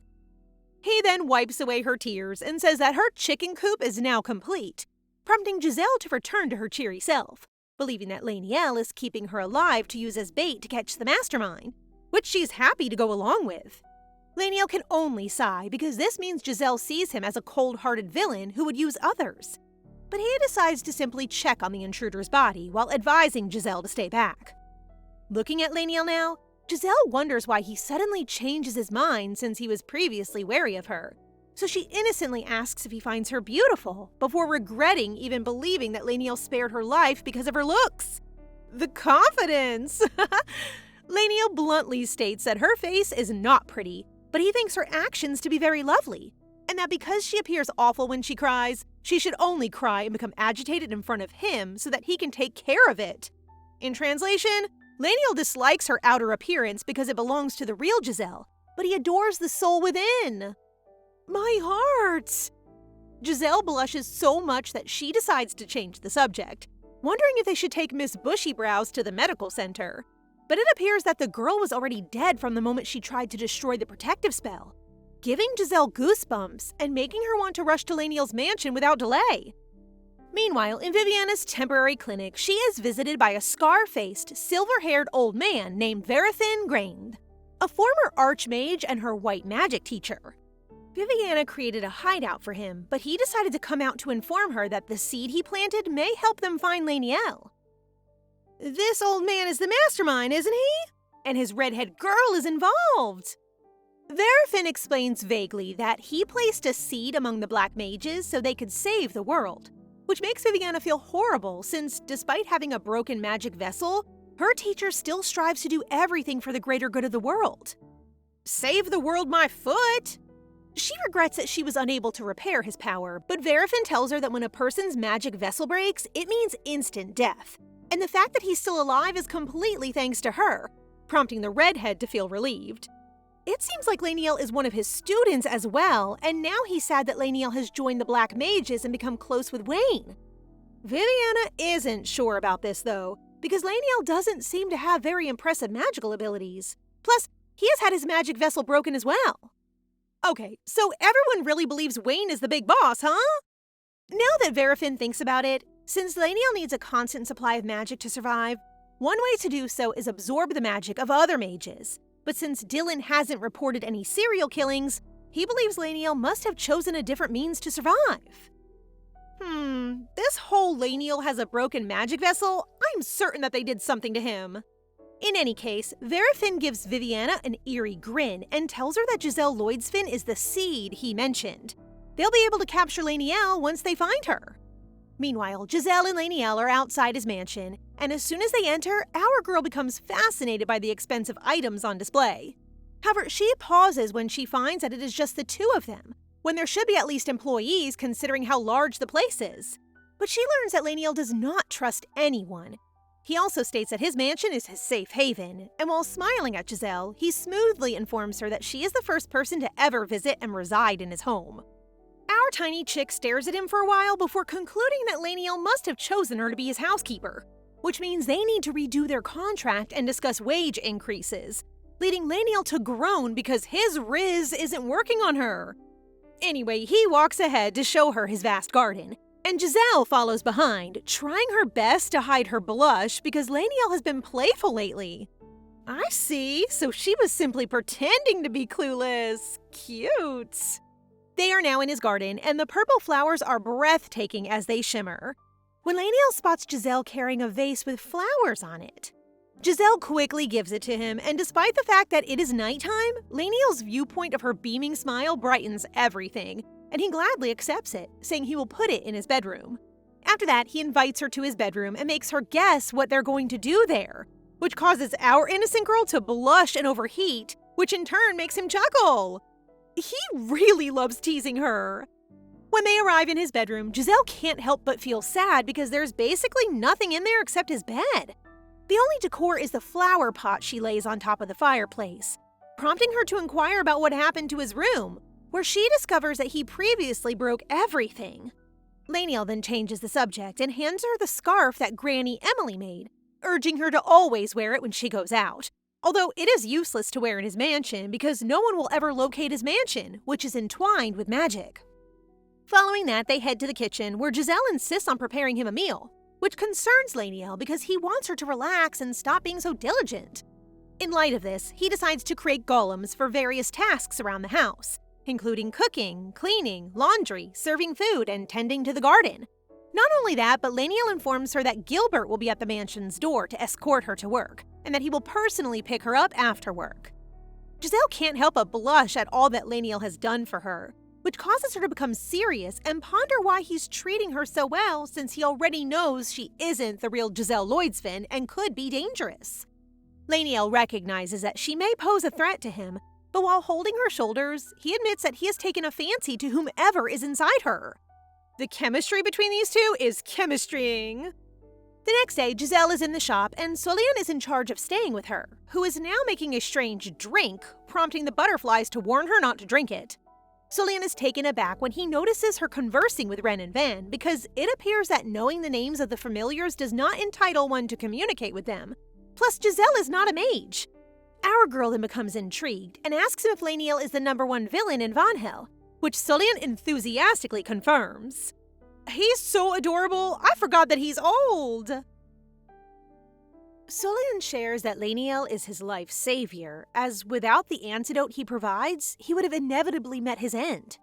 From that day forward, Solian chooses to support Lenal, a choice that catches Jazelle off guard, since in the original story, it is Wayne who rescues Solian's life and earns his loyalty. She then asks whether he is jealous of Lenal being Wayne Aore's closest ally, and learns that he isn't because, in his opinion, Lenal is an extraordinary person unmatched by anyone and a natural-born mage. However, when she asks if Lenal is more skilled than Wayne Aore, Solian freezes and, in order to avoid answering her question, stands up and says he has an urgent duty before leaving, baffling her with his reaction. Jazelle then turns to Ren and Van, encouraging them to share what they know about their boss, as she feels a lack of understanding about him. However, Van suggests that Jazelle should approach Lenal directly, given their apparent closeness, which makes Jazelle blush and contemplate asking him herself. That night, when Lenal arrives to pick her up, he asks if anything significant happened that day, making her wonder if she should ask him. To her surprise, Lenal interrupts her, holding her face and revealing changes in her eyes, which were previously double eyelids. This man is really attentive. I love it. Jazelle hurriedly checks the mirror, but before she can react, Lenal takes it from her, asking if she's done organizing the store and enticing her to return home to eat the golem-prepared dinner. Despite her reservations, she obediently placed her hand on his and accepted, only to be shocked when Vadrio burst into the shop. Vadrio is breathing heavily as he acknowledges Jazelle, while Lenal promptly suggests they step outside to talk. Suddenly, Wayne storms in, addressing Lenal as my lord, leaving everyone in shock. Despite her surprise, Jazelle quickly identifies the man with silver hair and an imposing, unapproachable demeanor as the main villain, Wayne Aore. After taking everything into account, Jazelle feels a surge of panic and her mind races as she just realizes who Lenal is. She chooses to leave the room, yet Lenal halts her, causing Wayne to react. But Vadrio intervenes and instructs him to activate the warp gate instead. Lenal then concludes that Jazelle must have come to understand what he's been hiding from her. Everyone thinks Wayne Aore is the boss, but in truth, Lenal is the real boss, a fact he confidently asserts. Finally! She feels lost right now because the villain's name in the novel was Wayne Aore, and he has silver hair. Is the novel she read a knockoff or something? Lenal then pokes her forehead, telling her that now that she knows the truth, he can't leave her alone, while Jazelle reassures him that she will keep her mouth shut. After that, he gives her a cloak to help her blend in and advises her to stay quietly by his side. He extends his hand towards her, and as she holds on tightly, she sighs, believing that she's now intertwined with all the main characters from the story, Poison Apple, and that her own life is now ruined. In an instant, they found themselves in a new place that amazed her, as everyone appeared to be bustling with activity. Out of nowhere, she hears a man calling for Sir Wayne, and his reaction is cold, making her believe that his acting skills are so impressive that she almost thinks he's the real boss. When they come across Wayne, he curtly orders Lenal to go inside and assist Vadrio, which surprises Jazelle as Lenal doesn't appear to care at all. As they walk down the hallway lined with doors, she wonders which one will lead to Lenal's office, but to her astonishment, they stop at a wall. Suddenly, he employs his magic to unveil the wall, directing her to follow him as they pass through it. They walk into an office cluttered with books, making her think that they are there to burn all the documents. Lenal, however, assures her that he can manage everything with magic, before leaning close to ask if she knows why he brought her there. She stutters, yet gathers the courage to tell him that he has brought her there to warn her about his dangerous nature, to instill fear in her so she won't speak carelessly, or even to threaten her life.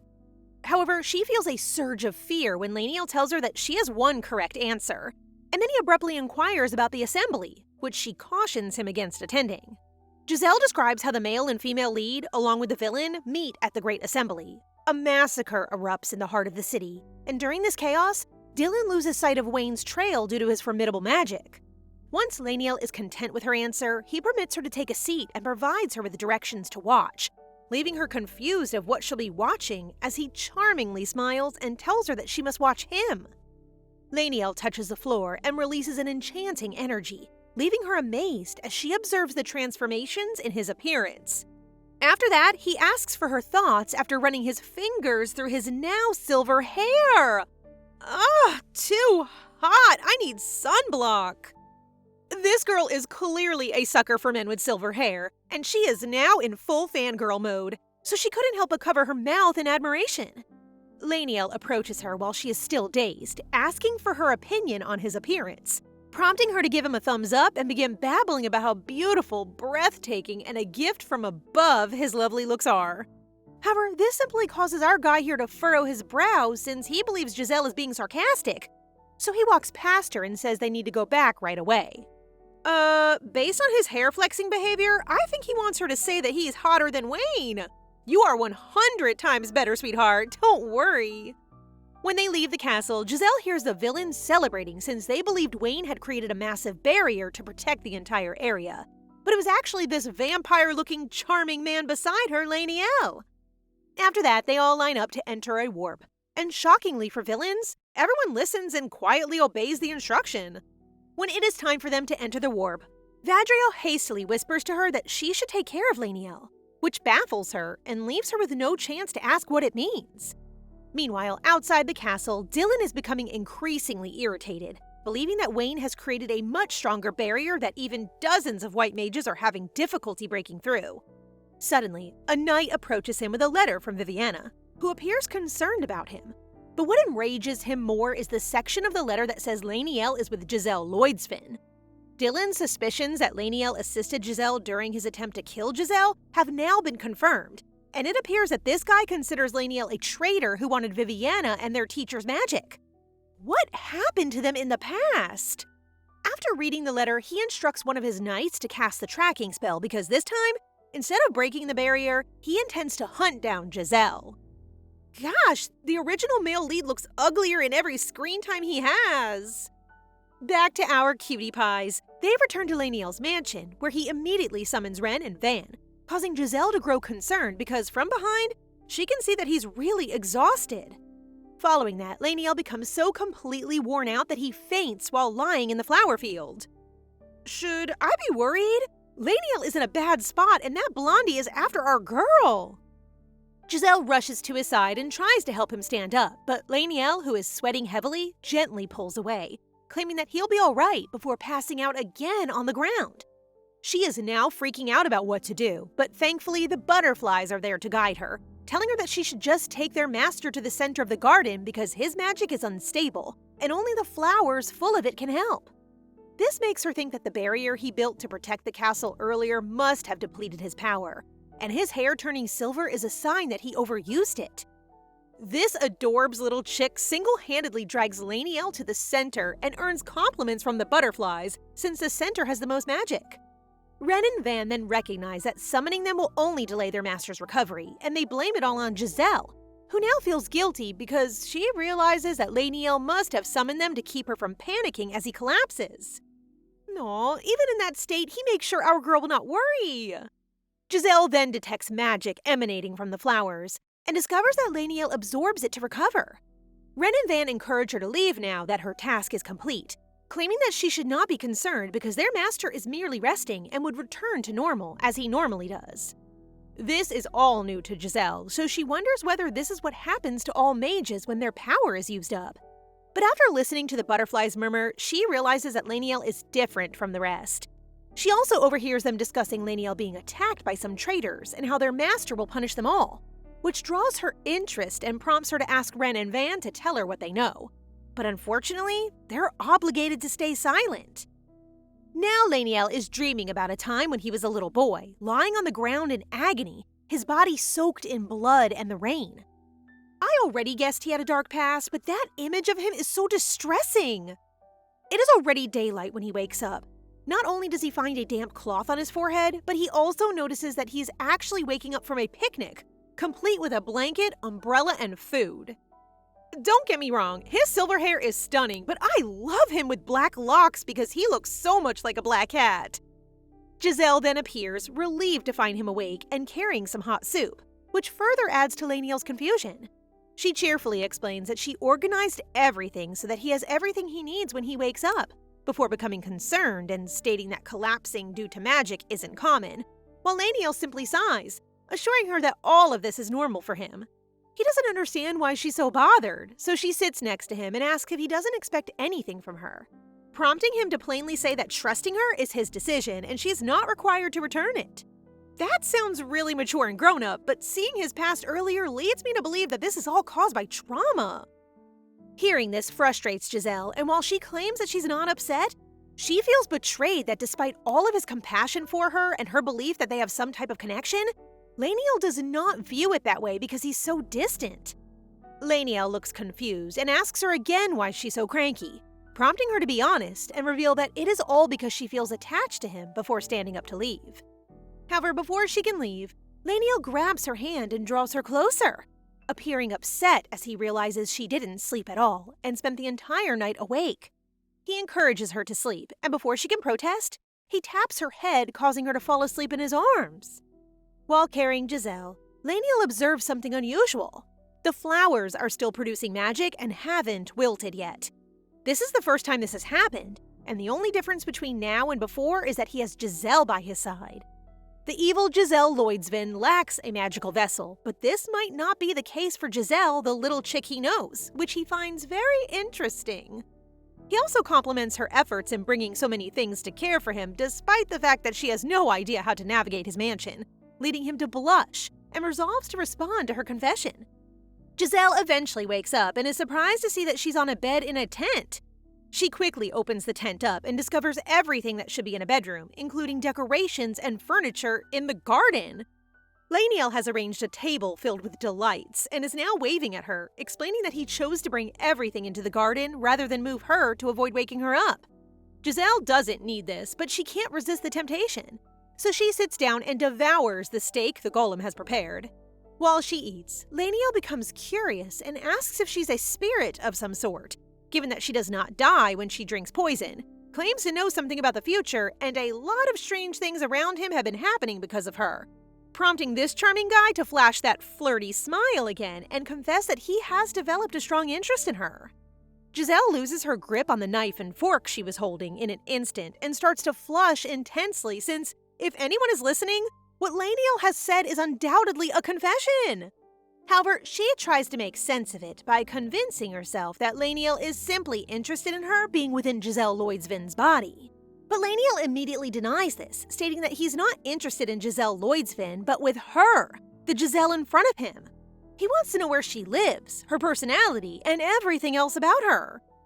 Oh my gosh, you're rizzing both Jazelle and me here, sir! Jazelle is overwhelmed by Lenal's statements, and his desire to talk about her prevents her from thinking logically. However, she maintains her composure and suggests that if he wants to know more about her, he must share about himself as well. She begins to doubt whether he will reveal everything to her, considering his position as the main villain. But her eyes widen in surprise when she hears him consent and express his pleasure in doing so. Jazelle then freezes as he seems to be trying to charm someone, and she stutters, wanting to caution him about his manner of speaking to her. Flirty Lenal! However, she continues to clarify that he should answer all her questions, to which he readily agrees, provided she does the same.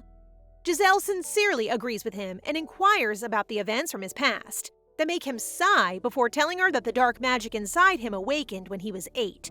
The agony was so overwhelming that he cried and yearned for his parents. His parents did show up, which made him less miserable because he believed they were there to comfort him. But to his disbelief, he noticed armed knights trailing behind them, and his father had even urged them to kill him, saying that the devil had consumed him. As a child, he was really hurt by his parents' reaction, and in an effort to protect himself, he unleashed his power, leading to the tragic demise of everyone around him, including his parents. In that condition, he managed to escape and has now become a wanted person. Jazelle breaks down in tears as she listens about his past, and she starts to wonder if he hurt himself while escaping, considering that he now faints after using magic. She then frustrates him by labeling him as weak, prompting him to sigh and reveal that all that collapsing issue in his body took place after he got help from an archmage and his disciples, making her think he's talking about Viviana and Dylan, which fills her with excitement to learn what she's been eager to discover. However, Lenal stops there and tells her it's her turn, leaving her feeling disappointed. He asks about the person she was in her original world, leading her to ponder the fact that, in her world, she's simply an ordinary person without any extraordinary abilities.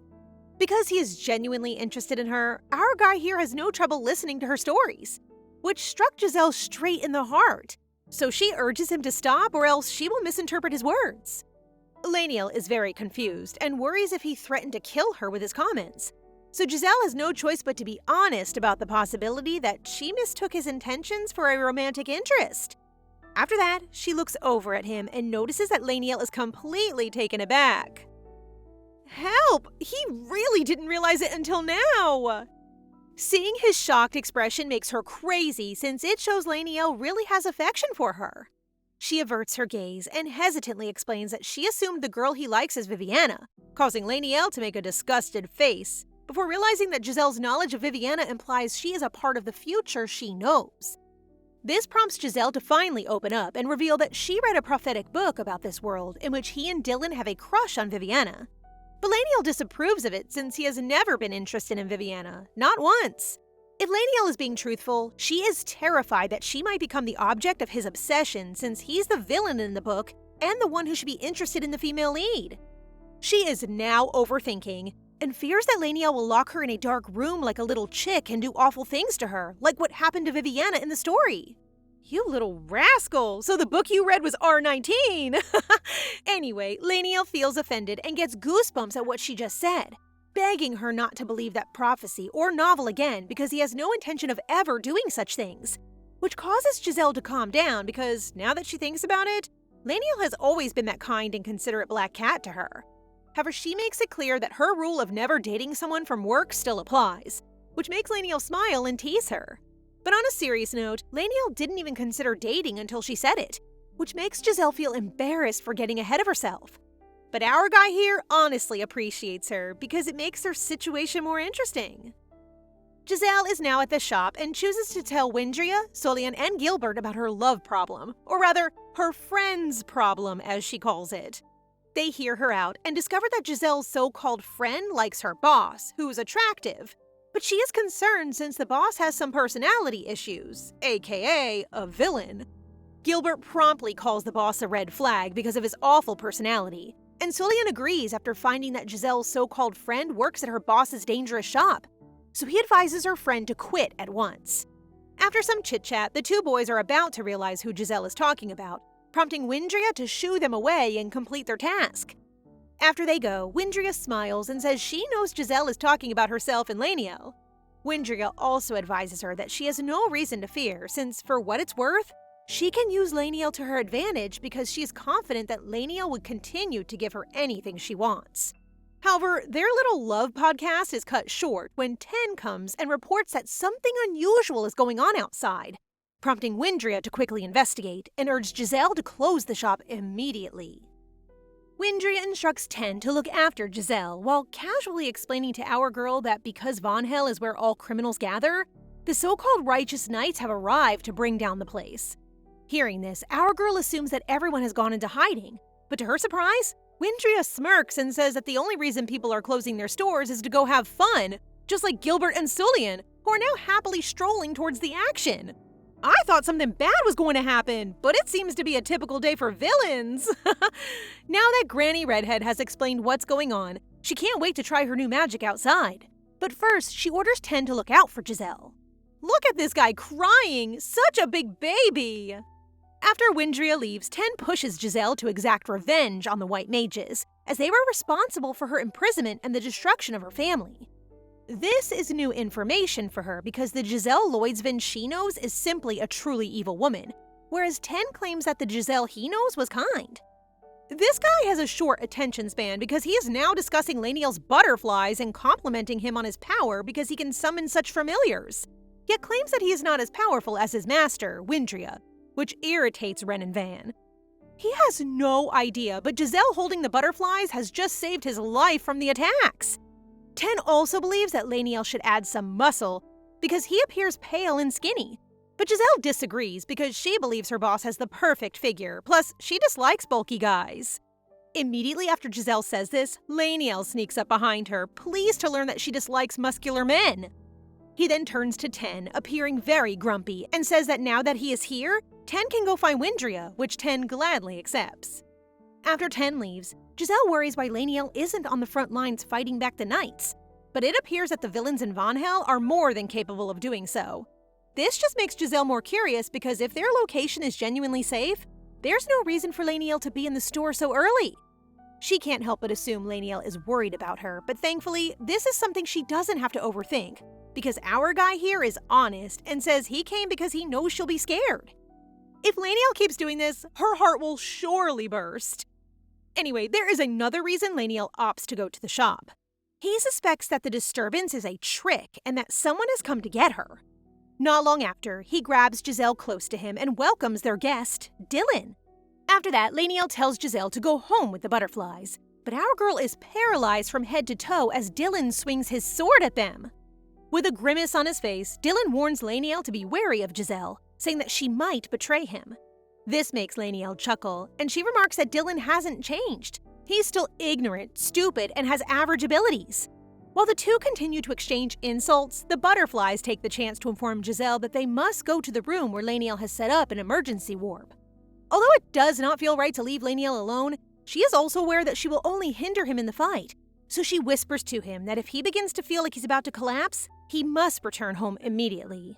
As she begins to leave, Dylan screams her name and claims that it will only be a matter of time before he can track her down again due to the tracking mark on her neck. But Lenal is unbothered because he knows the warp spell on it is a one-time use only, and he used just that just now. As a result, the two begin trading blows, with Dylan claiming that he has no intention of killing him at the moment since someone wants to see him. A person whom Lenal assumes to be Viviana. As Jazelle listens to both of them, she begins to suspect that Viviana is the one who made the original Jazelle perform forbidden magic, which puzzles her, because Viviana in the novel is merely a miserable female lead in a love triangle. Regardless, she decides to give it some thought later on, since the butterflies are now nagging her to go. As she bids farewell to Lenal, she warns him not to ruin the store's items because she plans to inspect them later. This stops the two boys in their tracks, as Dylan now thinks Jazelle has gone insane.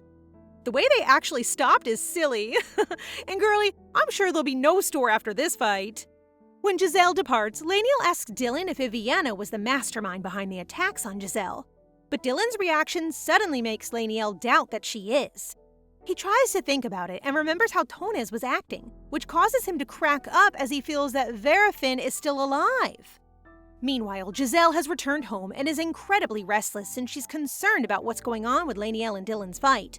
Ren and Van guarantee her that their master can easily beat Dylan while branding him a loser and a traitor, which draws Jazelle's curiosity. She grows more serious and tells them that she really wants to know what the original Jazelle is attempting to summon, why she was summoned, and if she poses a threat to their boss. So she is hoping that the butterflies can tell her about Lenal's connection to the traitors, Dylan and Viviana. It appears that her sincerity has reached the two, who have decided to show her Lenal's past memories. About time! That evening, as young Lenal unleashed his powers and escaped his family, he collapsed on the road, worn out and injured. Verafin, who was traveling with his students Dylan and Viviana at the time, discovered him in the pouring rain. Seeing Lenal bleeding made Viviana insist on healing him, but Dylan warned her that it would be dangerous because the unconscious boy was a black mage. However, after Verafin informed the two kids that Lenal is not yet a black mage because his powers have just recently manifested, Viviana requested that they guide Lenal in the proper direction. Just after that, Verafin introduced himself to the dying Lenal and took him in. After a while, Lenal adapted to his new life with the help of his teacher and trusted new friends. One day, Viviana excitedly told him that their teacher had finally figured out how to purify him and transform his magical attribute into divine magic, which made him happy, while Viviana gave her fake, disturbing smile. Don't tell me this girl was evil from the get-go! Poor Lenal went through the pain of whatever Verafin was doing with his magic vessel while lying in that bed, and Viviana comforted him that everything would be okay, unaware that he was actually being experimented on. Thus, he underwent a great deal of suffering. Did they steal his powers or something? And why in the psycho world is a young girl helping and torturing another child? Meanwhile, back at the shop, the fight appears to be over, and Lenal is concerned about the mess, believing that Jazelle will become enraged later on. Well, he's glad it stopped there since Dylan's tracking spell had a time limit and he had no choice but to warp out. Dylan's final statement about holding him responsible for his betrayal leads me to conclude that he's unaware of the true nature of Viviana and Verafin's actions toward Lenal. But we'll have to wait and see. Anyway, after cleaning up the shop, our guy chooses to return home, worried that his little chick will not stop chirping if he's late. But as soon as he walks in, he's confused to see Jazelle crying. What surprises him even more is when she says Ren and Van showed her his past, forcing him to hold her and question why his familiars are using magic when he didn't give them permission to. They realize they have free will? Kidding. Lenal then thinks it's unusual because nothing like that has ever happened before, and he recalls the flowers in the garden blooming. He speculates that it could all be due to Jazelle's influence. However, a glimpse at her causes him to drop everything and instead inquire about why she looks so sad. Jazelle pauses briefly before comforting him, emphasizing that pain has no value and that he has every right to feel hurt. Hearing her statements, he stood in silence for a minute before turning away from her, claiming that it was all in the past. However, when she argues that having expectations from others is not a bad thing, he smiles, thinking she is permitting him to have expectations of her. He then teases her about whether it's acceptable to fire her now, which confuses her and reminds her of the time she voiced her reluctance to date anybody from work, prompting her cheeks to flush while he laughs at her reaction. Such cuties. Lenal shifts their conversation and tells her that he needs to study her first. However, she misunderstands, prompting him to mention that her hair roots have become black. In panic, she asks for a mirror to see for herself, and she instantly worries if she has a disease, which just makes Lenal laugh again. Looking in the mirror again, she discovers that the mark on her neck has faded, and Lenal explains that when Dylan casts a tracking spell, the power lessens, causing it to dissolve fast. He goes on to say that he believes the changes in her hair are the result of her body merging with her soul. He gently caresses her face, expressing his interest in her unique connection to magic. Despite not being a mage, she possesses the ability to regenerate magic, igniting his curiosity about the summoning that led her to their world. They are all now in a carriage where Jazelle complains about the duration of their trip to the Lloydsvin family villa, since that is where the forbidden magic was performed. They will utilize the warp gate once they arrive in a large city, which delights Jazelle, who wants to know where they're headed. Lenal nonchalantly informs Jazelle that they are on their way to Lunetti, which causes her to panic because that is where the three main characters will meet. Based on what she recalls from the novel, there will be a huge uproar in Lunetti, where the Black Mages would organize a great assembly and sacrifice every citizen. However, this incident in the novel will take place during a festival, so she asks Lenal if Lunetti is now hosting a festival and discovers that there would be none, so that's one off her list. Next, because they are only passing through the city and Lenal is not having an assembly in Lunetti, Dylan and Viviana will have no reason to visit the place, so that is another check that they are safe.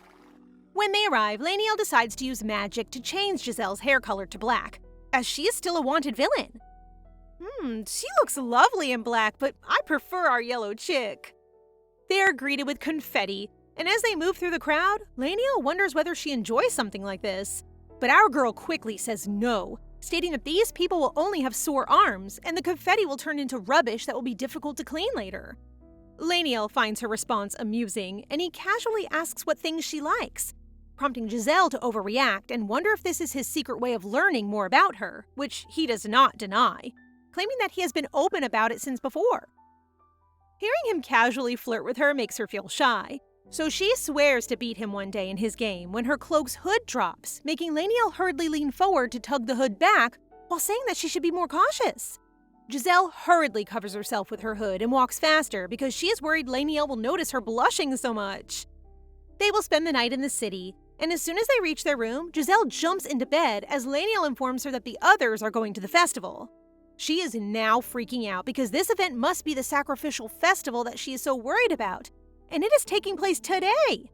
However, there is a chance that this is just a coincidence, so she asks Lenal if he has any plans to hold an assembly in Lunetti, which confuses Lenal because an assembly cannot be held anywhere, leading him to guess that a great assembly in Lunetti must have been written in the novel she read. Giselle wonders why he never asks her about his future, which causes Lenal to put his hand on his chin because she has previously told him about him being poisoned and that she will help prevent it from happening. He sounds so calm saying that, which makes her quite concerned. So she decides to just tell him that in the novel she read, Viviana will kill herself, which Lenal finds difficult to believe. To distract Jazelle from her worrying thoughts, Lenal chooses to hold her cheeks and smiling say that if she wants to tell him something, she can just talk about herself, which causes her to pause for a moment and give that bitter smile, admitting that she's tired of thinking about the future and would rather enjoy the present. After some time, Windria, Sulian, and Gilbert return and argue with Jazelle that they did not go out to have fun, but rather to see whether there were any potentially dangerous individuals nearby. Sulian then proudly displays the candy he received, but as soon as he opens it, Jazelle detects something strange about it and stops him from eating it. She takes a good look at the candy and swallows it, surprising everyone, especially Lenal, who swiftly tries to get her to spit it out until she explains that the candy contains poison.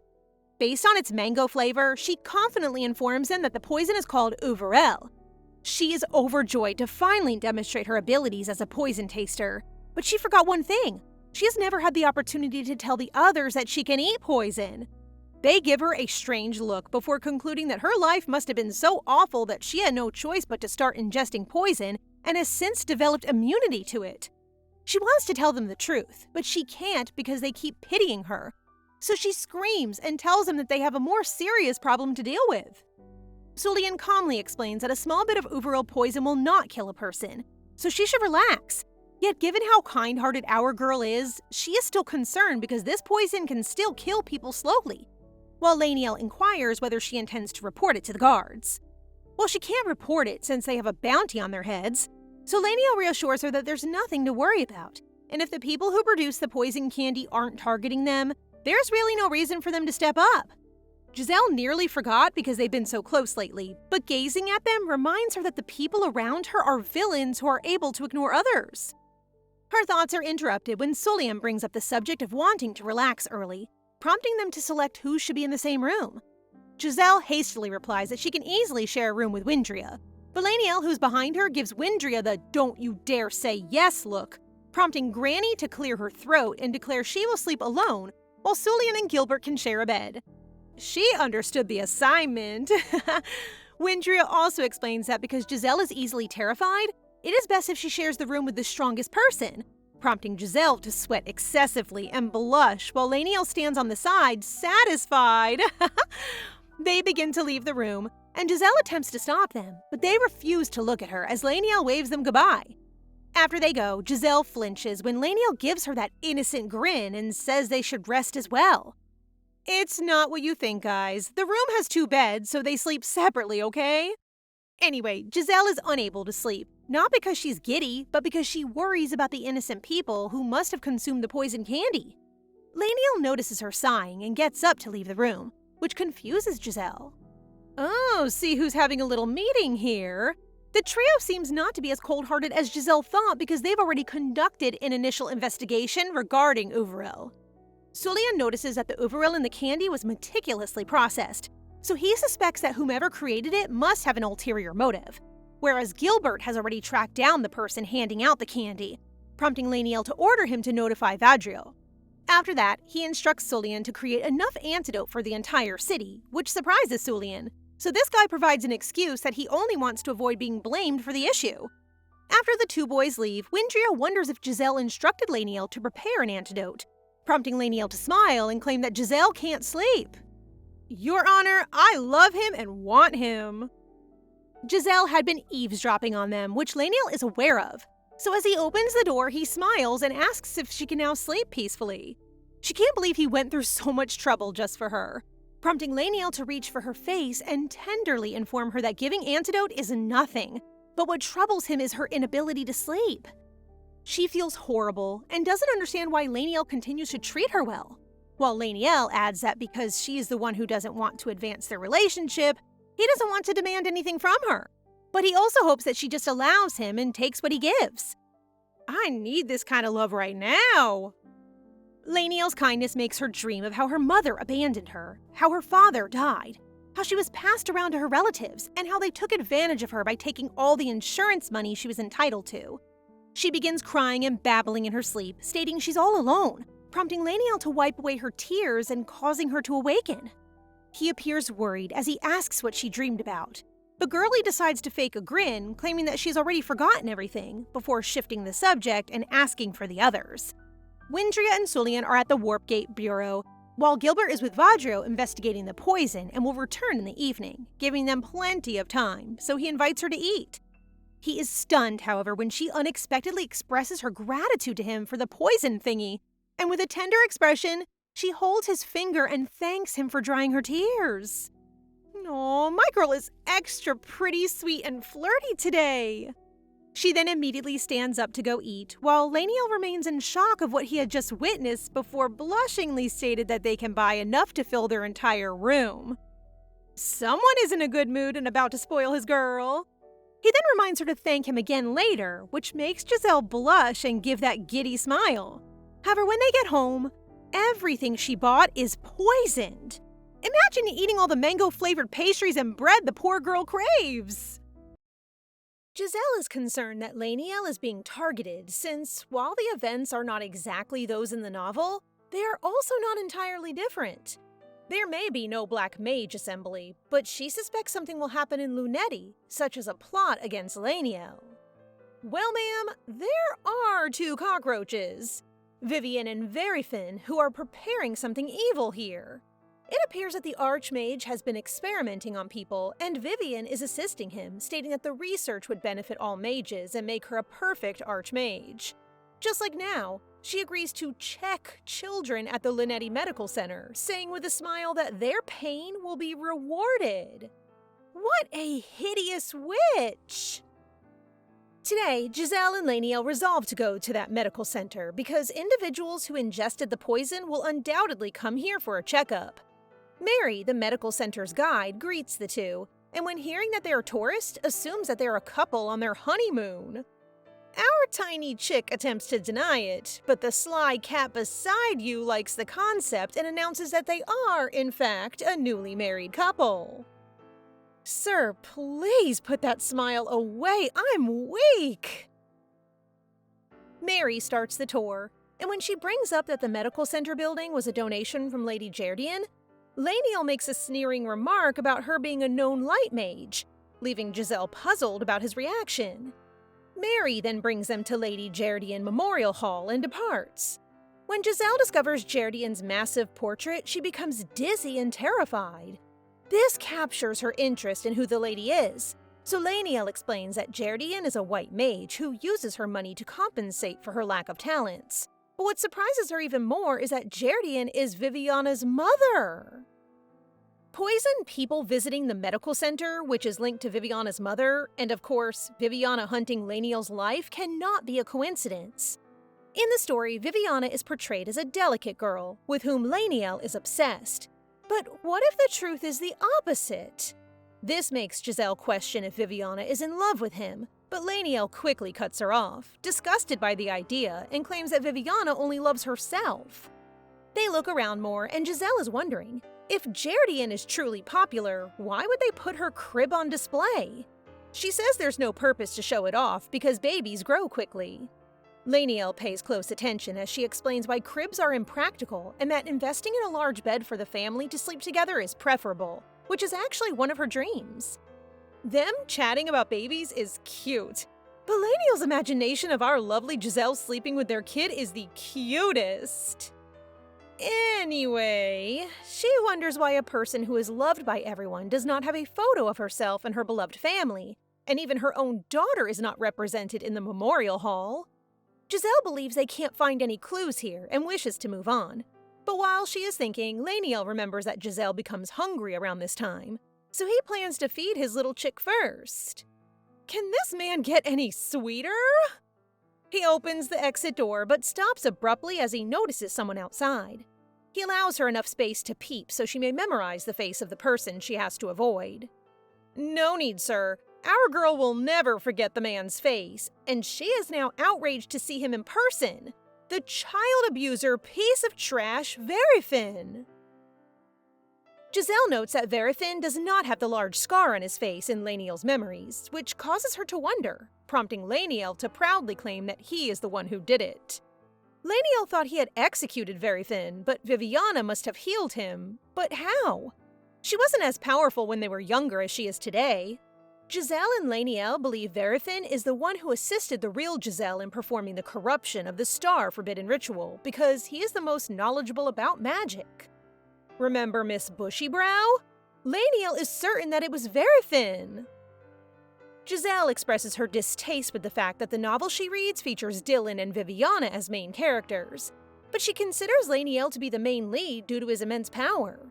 This causes Lenal to question what Jazelle's part is, before smilingly asking her to be his main character and kissing her hand, leaving Jazelle quite flustered. But, Viviana arrives to ruin the mood. Lenal simply leads Jazelle away and ignores Viviana. But when this redhead witch asks whether he has forgotten her because Jazelle placed an evil curse on him, he can't let it pass. He tells Viviana she must be blind because how could his cute little chick possibly cast wicked curses? Jazelle looks offended. Viviana merely responds that she and Dylan have been looking for him for so long, which irritates Lenal. He decides to teleport away, but it appears that his spell has been blocked. Viviana reveals that her late mother was the one who ensured that no teleportation magic could be used in the medical center. She then expresses her concern and sorrow over leaving him in such poor health when she could have treated him. When Viviana adds that she simply wants to help him get rid of his evil powers by purifying his magic vessel, Jazelle becomes enraged because the magic vessel is a mage's heart, and allowing someone else's magic, especially one with the opposite attribute, only means that Lenal trusted Viviana with his life, but she broke his magic vessel. Viviana asserts that, although her master can no longer utilize magic, owing to his destroyed magic vessel, she has saved him. She has become stronger since then, and she now believes she can save Lenal. Jazelle seemed to have had enough of Viviana acting like a crazy ex, so she mockingly remarks that Viviana has a terrible hero complex, before playfully covering her mouth for speaking it aloud. Viviana responds that she too has the ability to purify Jazelle, but Jazelle ignores her and instead speaks with Lenal, questioning how he can tolerate such a woman when she cannot. Jazelle labels Viviana as a poop that must be avoided since it is filthy, which enrages Poopiana and causes her to attack, but Lenal deflects it. He's only been listening to Viviana because he was curious if she'd gotten smarter, but it appears she hasn't, so it's time to use his teleportation magic. This confuses Viviana, who questions how he can cast the magic, prompting Lenal to run a hand through his hair, claiming to be stronger than her and Jardian. Couple goals, roasting Viviana together. After that, they decide not to use Lunetti's warp gate and leave. A few hours later, news of a mass poisoning in Lunetti spread across the continent. The culprit? As usual, dark mages were to blame, and everyone believes that Viviana saved their lives. Jazelle is outraged because it is extremely unfair, especially since they already had plans to distribute antidotes to everyone. Lenal points out that they're not out here playing the hero, and the trio totally vibes with that.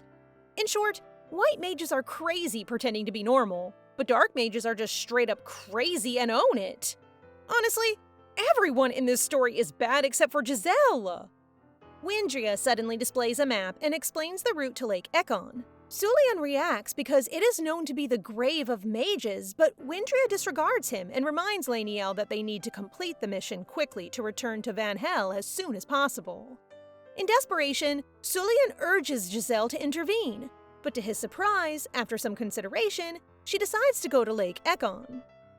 Inside the carriage, Sulian expresses his dissatisfaction with Jazelle's decision, reminding her that a ghost haunts the lake, prompting her to simply state that she doesn't mind traveling there. However, she understands why mages died in that location. What they thought was pure magic was actually the power of a powerful sealing stone. Driven by greed, the mages lacked the necessary skills and eventually suffered injury or death after diving into the lake, unaware of the true source of the power. The carriage suddenly stops, and Gilbert instructs them to walk due to the thick fog, which only heightens Sulian's fear. Jazelle peers outside and notices the spooky atmosphere. However, the fog is just a sophisticated illusion designed to hide the seal stone. Lenal steps out of the carriage, followed by Jazelle, who finds the lake quite eerie. She then asks Lenal if he would like to explore the area with her, but to her surprise, he merely shrugs and tells her to go ahead. His reaction leaves her feeling confused, yet she decides to move forward, convinced that she can manage without him. She recalls that the seal stone is located at the bottom of the lake, while the headstone that unlocks the seal is nearby. Jazelle spots a headstone in the distance and heads towards it. But to her horror, a creepy doll wielding an axe appears before her. Chucky? Annabelle? Wait a minute, is that Isabel? The creepy doll lunges at her, causing her to scream in terror and call for Lenal's help, who then shows up like a Prince Charming. Jazelle points at the creepy doll and exclaims that it is Isabel, the cursed doll created by Emily, which makes Lenal chuckle. He then explains that it isn't Isabel from the shop, it's a ghost. A doll possessed by a ghost, to be precise. Okay, that's more creepy! Lenal appears to have already visited this location in search of the magic stone and discovered the seal stone, but the ghost emerged as he was about to leave. The ghost informed Lenal about the magical garden in Vanhill in exchange for him providing her with a body. Since he happened to have an Isabel doll, he placed it there and left without considering whether the ghost was satisfied with its new form. Windria hails Lenal as a genius, but he explains that everything happened because the ghost still wants to live. To their surprise, Isabel begins writing something, suggesting that the soul inside it is still intact, and she proves this by laying down an insult to Lenal for giving her a useless body. I'm not sure if she's cute or frightening, but when she says Lenal must hand over his body, Jazelle flicks her head and tells her to mind her manners. Isabel drops to the ground and rushes to start whacking the headstone, prompting Jazelle to suggest that she use her words instead. The two start talking, which confuses the gang because they can't hear anything from the doll. Thus, only Jazelle can. Windria believes it is comparable to Jazelle talking with Lenal's familiars, which implies that Isabel is also Lenal's familiar? Isabel swings her axe at Lenal, but she is so adorably small that he can just stop her with his feet. Jazelle relays Isabel's wish to undo the seal and give her a suitable body, but Windria believes this is impossible because she has been dead for a long time and will not survive without the use of magic. Lenal is about to burn Isabel, but the unfortunate doll rushes to Jazelle for help, asking where she found her body. Isabel appears to realize that our girl is a soul occupying Jazelle's body, so she wants to know how she did it. But Jazelle's disappointing statement that she doesn't know how she ended up like this causes Isabel to go silent. Jazelle assumed Isabel wanted to rest in peace, but it appears she doesn't want to die yet. She didn't spend so long in a doll's body only to perish. They're getting emotional when Lenal butts in, wondering if Isabel is a guy, and if so, he'd better keep his hands off Jazelle. This guy is only concerned about his girl! Anyway, Isabel begs Jazelle to join them because she is still confident that she would find a means to get a body and that she will be a great help to her, unlike Lenal, who has a hole in his heart. Isabel's immediate knowledge that Lenal has a cracked magic vessel indicates that she is quite skilled, so Jazelle requests that they take the doll with them, but Lenal immediately declines. Isabel tries to sway our girl even more by assuring her that she can assist Jazelle with her magical susceptibility, warning that something horrible awaits her if she doesn't seek help. Will Isabel be her magic teacher? In the end, they take Isabel with them after Jazelle effectively forces Lenal, who is now pouting. Cute. They've arrived at Keswick, where they can rest for the day, although the town appears to be more dangerous than Vanhill. Sulian and Windria reassured Jazelle that the villains in this town are insignificant, so she has nothing to worry about. And Lenal gives her a wink, promising to return shortly. Where did he go? Apparently, he beat up some small villains and terrified their gang leader with dark magic, all just to ask where the best pastry shop is. That's how serious he is about Jazelle! The villains bow down to the queen and are willing to serve her with the utmost care. But as Lenal departs, the leader behaves flirtatiously, provoking our little Chucky to swing her axe at them, sending them all fleeing in terror. Jazelle compliments Isabel, which makes Ren and Van envious, and they show off their poison, stinger, and powder. And yes, Jazelle now has to deal with 3 noisy kids. Isabel is out here saying she was as strong as Jazelle, like, wait, what? Jazelle's soul appears to be powerful, but because she is trapped in a body without a magic vessel, she will be unable to use any magic. Isabel is positive that whoever cast the forbidden spell wanted to use Jazelle's exceptional soul but couldn't handle it, so they ended up paying with their lives. Karma. The same is true for Isabel. The person who sealed her away believed they could absorb her power, but instead became a sacrifice while her soul clung to the lake. Jazelle is concerned because she was summoned to defeat Lenal, and she wonders if her abilities will harm him. Well, if Jazelle were in a body with a magic vessel, she could become the greatest mage since she has a soul that is cherished by magic. Thus, in short, magic gathers around her, making her like catnip to mages. Lenal then returns, along with his butterfly spies, who have reported the entire conversation to him. Meanwhile, Viviana informs Dylan that the poisoning in Lunetti was caused by Lenal and that Jazelle is controlling him. But from what Dylan's seen, Jazelle seems way too innocent to be involved in anything shady. They continue their conversation, with Viviana making tea for Dylan to help him relax. Or so she claims.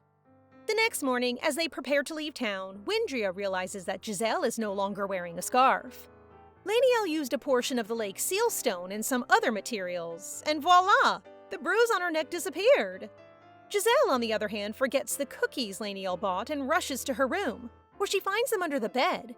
But as she reaches for them, she falls from a trapdoor. Lenal hears a scream and decides to investigate, but the villains stop him. They wish for death, huh?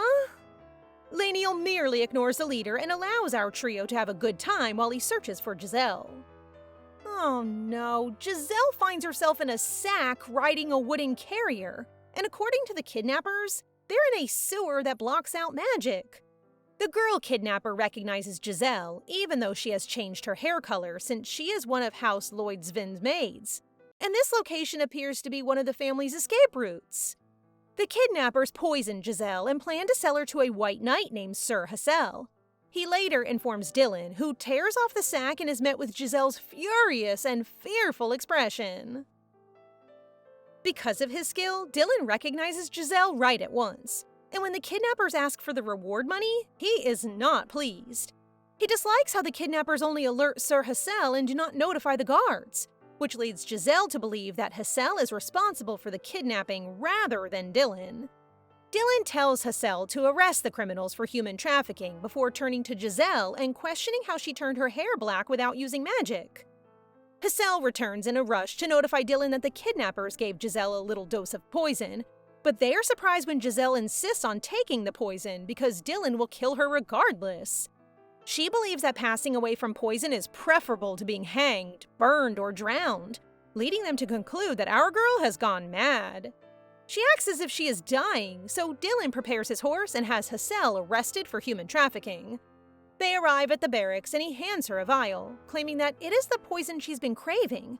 But when she takes it, she complains that it is the antidote, leading him to believe that because she takes it without hesitation, she truly wishes for death. Because of his eyes, he sees green magic floating around Jazelle, which is impossible if she's wicked, and he realizes that her demeanor has changed, so he announces that he has no intention of killing her. Back off! Don't you dare like our girl! Instead, like me! What? Who said that? The antidote will take at least an hour and a half to take effect, so he sits across from her and monitors her closely. Jazelle takes advantage of this chance to ask Dylan if he knows what forbidden magic she used, But when she realizes that he has no idea, she mocks him for playing like the boss while being completely clueless. She also urges him to control his lady and to quit acting like an ex who's in love with Lenal, given that they are after his life in the first place. Dylan responds that they have been betrayed by Lenal, which makes Jazelle giggle because his ability appears to only see what he wants to see, or it may not be very effective at all. Dylan's ready to strangle her again to ask how she knew his power, but she reminds him that she can't talk while being choked. So Dylan, A, strangle, or B, ask. You can't have both. He sees she is scared and cannot believe he is actually attempting to strangle her, so he hastily exits the room. As soon as he's gone, Jazelle sighs in relief, but suddenly she starts getting really dizzy and calls for her boss. Then, boom, the room bursts open and Lenal appears, saying he's come for her. Gosh, who gave this man unlimited aura?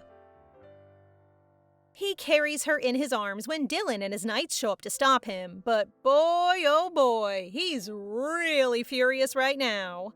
He separates one of the knights' heads from his body. Dylan goes all out, so Lenal matches his strength, resulting in his hair turning white, but his power fades away due to the magic flowing from Jazelle. Dylan seizes the moment to go for an attack, but even he can't get past Jazelle's power, so Lenal just opts to teleport out of there. She unconsciously stopped their fight. When Jazelle wakes up, Isabel and Golem number 9 greet her, meaning they're back in Lenal's magic garden. Isabel says Lenal could have destroyed a whole nation if she hadn't been found. Jazelle thinks that's an exaggeration, but girl, I really don't think it is. This man has that I will burn the world for you energy. Jazelle is in a wheelchair when Lenal arrives, distracting us with his looks while notifying our girl that she cannot leave this place.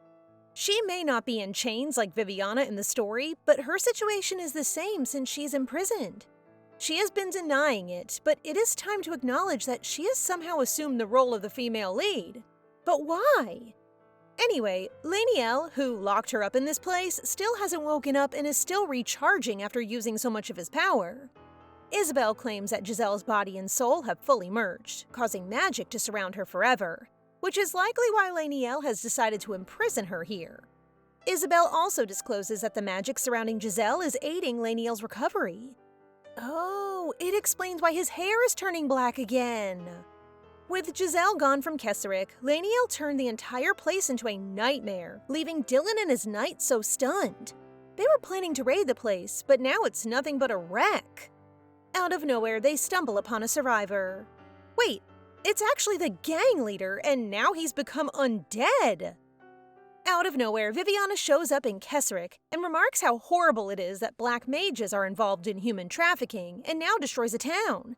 Dylan disagrees, stating that while the ruined village is the result of the dark mages' actions, human trafficking is not their fault, and whoever conducts it has very particular requirements for their victims. The witch acts as if she isn't the mastermind, even blaming our innocent, pure little chick. Dylan cuts her off and says Jazelle is the victim, thus he is positive she has nothing to do with the human trafficking case. He then asks her if she knows what forbidden ritual Jazelle executed, and she says it was to summon a demon. He then asks whether there is any forbidden magic that might cause magic power to hover around a person, which draws her interest, and if he has ever seen someone with such an ability, given that he can see magical power. This surprises Dylan because he never told her about it, so Viviana makes an explanation that their master told her. This confuses Dylan even more, as their master has instructed him not to tell anyone, including Viviana. So why tell her behind his back? Viviana asks if he is referring to Jazelle, but Dylan denies it, claiming that he simply encountered someone during their stop at a village. He lies because he believes there is something he doesn't know about. His little brain is finally developing! Viviana explains that whatever the person is attracts more magic than their magic vessel can handle. Hence, it is unfortunate that she is unable to guide that person. The two then parted ways to do their missions, but it appears that both are becoming suspicious of each other. Back to our leads. Black-haired Lenal has finally woken up, and he's now just acting cute around Jazelle. Our girl is too strong because I would have folded already. Look at him! Jazelle wonders if she can use magic and is excited to hear Isabel's answer, but she is devastated to learn that she cannot. True, magic follows her will, but this does not mean it always does what she wishes. Lenal invites her for a snack, but Jazelle is upset because he locked her up. This prompts him to sit next to her and explain that it is dangerous for her to go out, since Dylan will undoubtedly capture her again, and Vanhill is not safe these days because Allied forces have gathered near there. He also mentions that he set up a strong magic barrier where they are now, which caused him to collapse.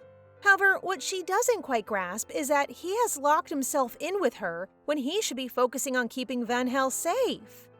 He cups her face, claiming he wants to be near her, and while playing flirtatious, he promises to treat her well in this place.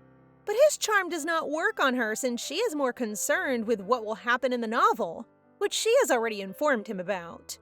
Windria will meet her end, then Sulian will seek revenge but will also perish, and lastly, Gilbert will sacrifice himself to protect Lenal. Lenal just shrugs it off, and Jazelle, feeling really anxious, states she's really grown attached to everyone. This makes him look serious, and he replies that she's just way too soft. This frustrates her because she believes that if she had power, she would not act casually like he does and would go to any length to save her friends. She storms out of his room and into her own, where Isabel suggests they go for a walk in the garden. Ren and Van act as CCTV, while Lenal watches the footage, appearing to be distressed that Jazelle is angry with him. He has never cared whether his intentions are misunderstood, but he realizes that she is an exception. He thought his heart was untouchable. Until her. When he saw her calling for him before passing out, he knew he had become obsessed with her. When he returned with the gang, no one questioned him. Instead, they all assured him that they would prepare against the Allied forces. It's as if they knew he'd confine himself in his mansion to recover and protect Jazelle. Magic follows Jazelle, and they are just lucky that Viviana was not around when she was kidnapped, or else that witch would have recognized how valuable she is. Suddenly, the CCTV's reports that Jazelle has disappeared, leaving Lenal feeling frantic. He knows he can't protect her properly outside this mansion since he's still unwell. Isabel appears to have done something so that she may speak privately with Jazelle, but it won't take long, so she quickly explains that mages have specific attributes, such as white, black, and so on, but one of them is known as neutral magic. This magic can take any shape, therefore its potential is limitless. Unlike other mages, whose power is determined by the size of their magic vessel, neutral mages can become stronger and stronger. Jazelle's soul has the capacity, and do you know who Isabel actually is? She is the only neutral mage in this world, so she's confident she can help Jazelle control her magic. Alright, just to clarify, Jazelle can bend magic to her will, but she won't be able to use it. Suddenly, Jazelle notices that Ren and Van are nowhere to be found, prompting Isabel to explain that they are the only ones in the garden right now, since Jazelle's magical power hides them from Lenal. Isabel never expected it to work, but because the garden is full of magic and Jazelle is angry with Lenal, they help her hide from him. This also means Lenal is probably freaking out right now. But this is the only way Isabel can think of, because she is sure Lenal will not allow her to teach Jazelle anything. Anyway, enough chit-chat because Lenal's dark magic is currently consuming the magic all around them. They begin the instruction, but Isabel soon complains about Jazelle's inability to understand anything so basic. Give our girl a break! Math is already difficult for her, so she can't possibly understand magic theory or whatever it is. Time's up, girlies! Lenal has arrived and is dying to burn Isabel. But Jazelle is attempting to stop him, so now they're playing tug-of-war with the poor doll's hair. In the end, Lenal lets her have Isabel, but he carries her back to her room looking very upset. Thus, Jazelle is currently locked up. Ren and Van try to console her, telling her that their master will forgive her soon and that he will unlock her door once his anger has subsided. Jazelle chooses to use her free time to harness the power Isabel is confident she possesses, saying that she is special. Isabel says that the corruption of the star is a forbidden ritual that calls a lost soul that was from this world but was born in another world. A regular soul cannot survive crossing dimensions, which implies Jazelle is exceptionally special because her soul was meant to be born in this world. Wait, what? So our girl is from one world, then another, and then summoned back to her original world but in a different body? I've used up all 3 of my brain cells on this. Meanwhile, just outside Vanhill's one assembly tower, the Allied force has set up camp, and one knight is getting antsy and wants to strike right away. Viviana appears to provide them with some refreshment, and she manipulates this one knight who has a crush on her by urging them to take a look at the tower since, you know, stopping even one black mage is a big honor. Yeah. Isabelle has taught Jazelle that to control magic, she must earnestly pray for it to respond to her. But after 2 days of praying and meditating, nothing has happened. Finally, Lenal opens the door, but he immediately begins asking about what exactly happened to her and Dylan on the day of the kidnapping, since the man has been tracking her behind Viviana's back. Jazelle realizes that Lenal suspects lovey-dovey between her and Dylan, which is yucky. But to be fair, she explains that the human traffickers kidnapped her and Dylan just happened to be there. Lenal dislikes the way she is defending Dylan right now, and he believes that because her soul affects Jazelle's body, the contrary could also be true. For example, she is influenced by the real Jazelle's feelings and has developed a crush on Dylan, which she quickly rejects. Jealousy? Jazelle pouts and tells him that he should worry about his subordinates instead, forcing Lenal to confess that he does not want to lose her again. That is why the 2 of them will remain in this safe place, and he tells her that his people are not weak. True, she is concerned about the gang because she has grown to care for them, but she is also worried since they are the only ones who can protect him given how weak she is. This prompts him to ask whether he loses in the prophecies she had read, forcing her to reveal that everyone in the book will perish. Lenal finally listens to her plea and informs her that in order to leave the area, he must remove the barrier, but someone may be able to detect the wave of magic, so he asks whether she will be afraid of being alone. Jazelle smiles at him with confidence and pledges to stay, which relieves him. He then asks a very critical question, recalling that she earlier stated that she refuses to date anyone from work. Thus, he intends to terminate her. What will her new excuse be? He kisses her fingers before heading out, promising to return while she stands there red as a tomato. She's been flustered before, but this time, it feels like she's truly in love. Back in the Allied Forces barracks, the guy who has a crush on Viviana has assembled a troop, given them Viviana's magic tools, and entered the Dark Tower. Suddenly, one of their magical equipment lights up, making them an easy target for whom? Viviana the Witch! She viciously murders them and absorbs their mana, claiming that she must become stronger in order to save everyone. Save everyone from what? Girl, therapy exists. The news spread that the Audrian Knights were discovered dead in the assembly tower, their life force allegedly stolen by a black mage. It reaches the gang, so Lenal decides to look into it himself. Vanhill has been through many battles, but they have never placed guards. But Windria thinks otherwise now that Lenal has ordered her to post her League of Undead to watch the walls.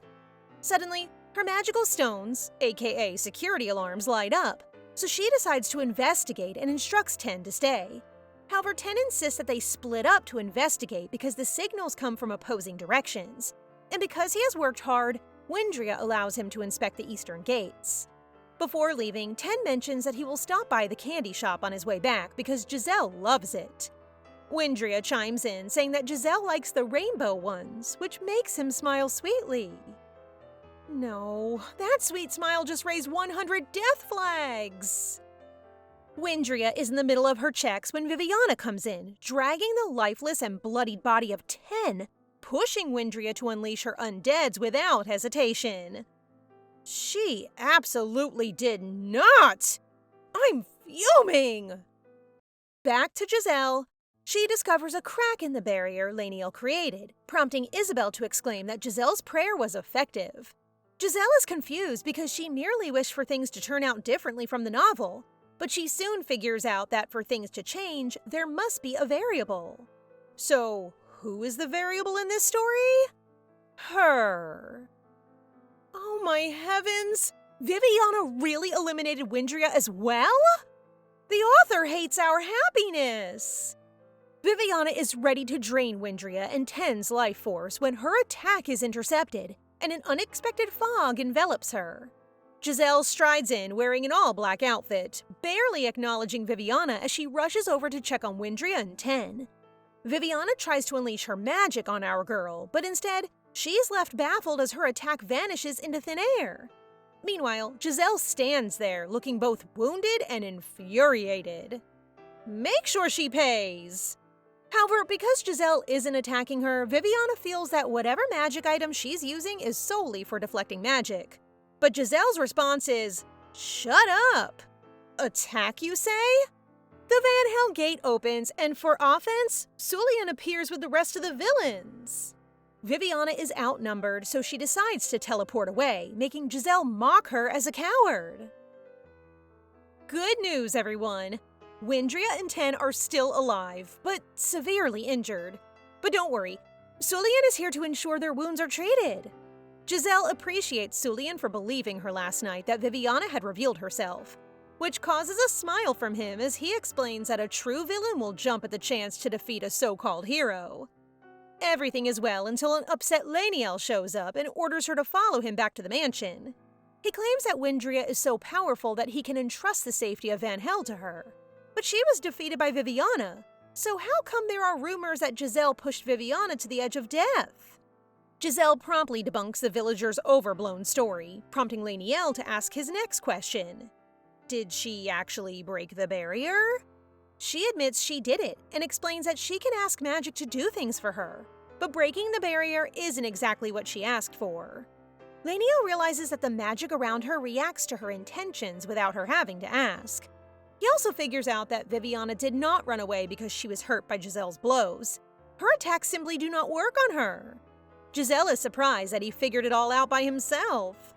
She then becomes serious, and now that she has changed Windria and Ten's fate, she believes she may be able to protect everyone, so she informs Lenal that she no longer wants to hide simply because she is scared. Lenal furrows his brow and is about to say no when Jazelle tells him that she needs to go to work if they want to date. He still suspects she's saying this so she can leave the mansion, prompting her to quickly deny it and claim she has valid reasons. First and foremost, he is far too handsome. He can transform into a black-haired cutie into a sly, white-haired hottie. He is wealthy, and most importantly, she likes him and considers him very important to her. Lenal begins laughing and blushing at the same time, slipping his fingers to hers and saying that she can't take her words back anymore, prompting our bold little chick to smile so confidently that she has no plans at all. I'm screaming, giggling, and kicking my feet right now.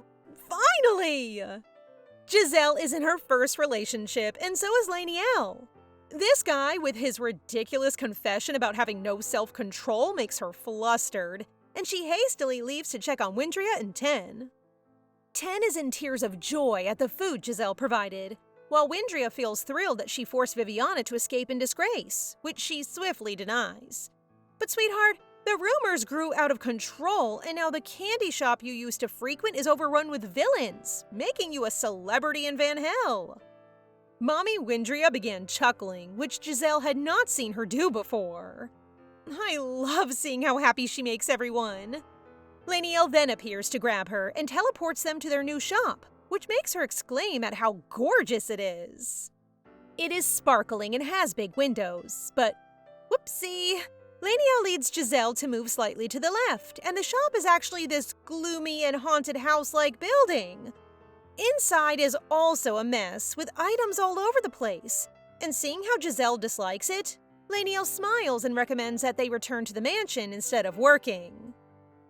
You clever cat, this was always your goal, right? Our girl does not want to lose, so she boldly declares that she will organize everything before shooing him away. Things aren't going well for Jazelle's cleanup operation, and she's surrounded by so much magic.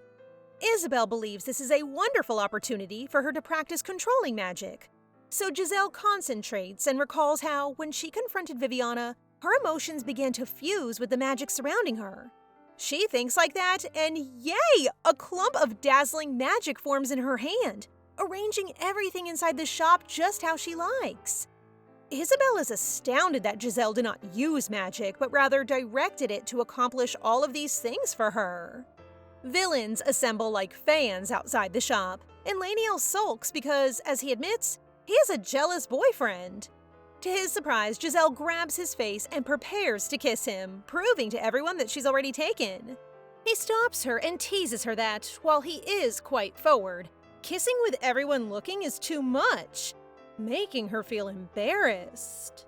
He kisses her forehead and looks at the crowd, stating it should be enough of a message for them, but, now everyone thinks he swore his loyalty to Jazelle, making them even more astounded by Jazelle's greatness. They got lost in translation. Viviana revealed what happened in Vanhill, but Verifin cannot find any details regarding a type of mist magic that can negate other magic. He believes it could be neutral magic, which prompts Viviana to recall what Dylan previously asked her about magic floating around a person, and it now makes sense why Lenal is keeping Jazelle at his side. Verifin wants to capture Jazelle before Viviana does, but first, he intends to shatter Viviana and Dylan's trust. Watch how their distrust destroys them. He claims that Dylan lied to her, thus she should keep making him drink the tea. She appears to supply the nights as well, but Dylan has been drinking them regularly. Today, Lenal tells Jazelle that Dylan has been spotted near Vanhill, so Lenal plans to send him away, but our girl can't help but feel distressed for him. Lenal enjoys it and mentions that she should keep thinking about him so he'll be the only one she focuses on. He then gently holds her cheek and suddenly steals a kiss, leaving her completely surprised. Acting all tough, he walks away like nothing happened. But those red cheeks give him away. Meanwhile, Jazelle is left swearing that he'll be the death of her. The smoothness is insane! When they were younger, Lenal didn't mind if others hated him, but Viviana told him how great it is to be loved. She then applauded him for his strength and stated that he could become even stronger if they could expand his magic vessel. This grabbed his interest, so the red-headed demon in the making explained that there are two methods: steal someone else's magic vessel or make his magic vessel larger using opposing magic. Their master has been continuously purifying his magic, so Viviana believes his vessel will readily take her light magic. She claimed that once he gets stronger, everyone will stop hating him, and he won't have to endure so much pain anymore. All that so-called purifying that Verifin is putting him through, so her words somehow managed to persuade him to go along with it. They've conducted everything on their own, but when Lenal pleaded with her to stop because he was in excruciating pain, she just smiled and kept going. Eventually, his magic vessel shattered and his magic went completely out of control, spilling everywhere. He wanted his magic back, so when Verifin appeared, he took his. By the time Dylan arrived, it was already over. His master and Viviana lay unconscious on the ground, while Lenal had made his way to the forest, where Wayne and Vadrio discovered him. They treated Lenal's wound and saw how powerful a dark mage he is. This was when they were still planning to form their organization so that one day they wouldn't be treated as criminals simply because they possessed dark power. Wayne agreed to help Lenal in controlling his power, and in exchange, they asked for his support in their cause. Young Wayne with that man bun is really handsome. Back in the present, Lenal finds himself face-to-face with Dylan, and when he learns that this knight wants to see Jazelle, our dear boyfie begins to unleash his dark power. Dylan questions whether the forbidden ritual really caused such a drastic change in Jazelle and mutters his disbelief at Viviana's claim that Jazelle is controlling Lenal, insisting it's completely out of character for her. Lenal releases some magic at Dylan's side, warning him to stop thinking about his lover and just leave. But Dylan, unsheathing his sword, only fuels Lenal's irritation further. The fight concludes with Dylan on his knees, battered and held down by Gilbert and Pedro. Lenal commands the two to bury Dylan alive, yet Dylan keeps pestering them with his relentless questions about whether Viviana truly attempted to shatter his magic vessel during their childhood, and if his silver hair is a lingering mark from that injury. Before heading to Vanhill, Dylan makes the decision to check on Viviana, only to see a maid leaving her room with a basin stuffed with bloodied clothes.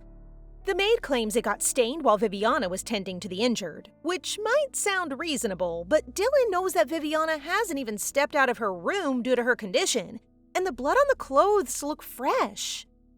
After that, Dylan went to speak about Viviana to Verifin, who used the opportunity to throw Viviana under the bus.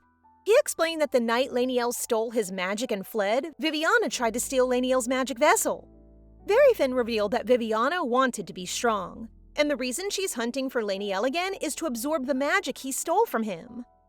Verifin then stated that they can help Viviana, but Dylan must bring him Jazelle, who has awoken some kind of ability, since if Viviana gets her first, they will no longer be able to stop her. The tea Verifin served that day reeks of the same smell Viviana always gave him, so Dylan can't trust Verifin at all. That's why he took it upon himself to confront Laniel directly.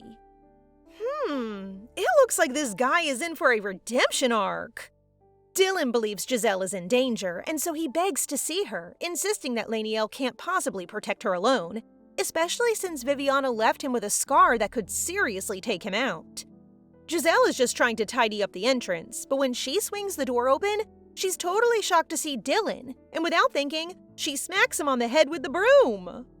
Dylan is knocked unconscious, and Laniel beams with pride at Jazelle's villainous act.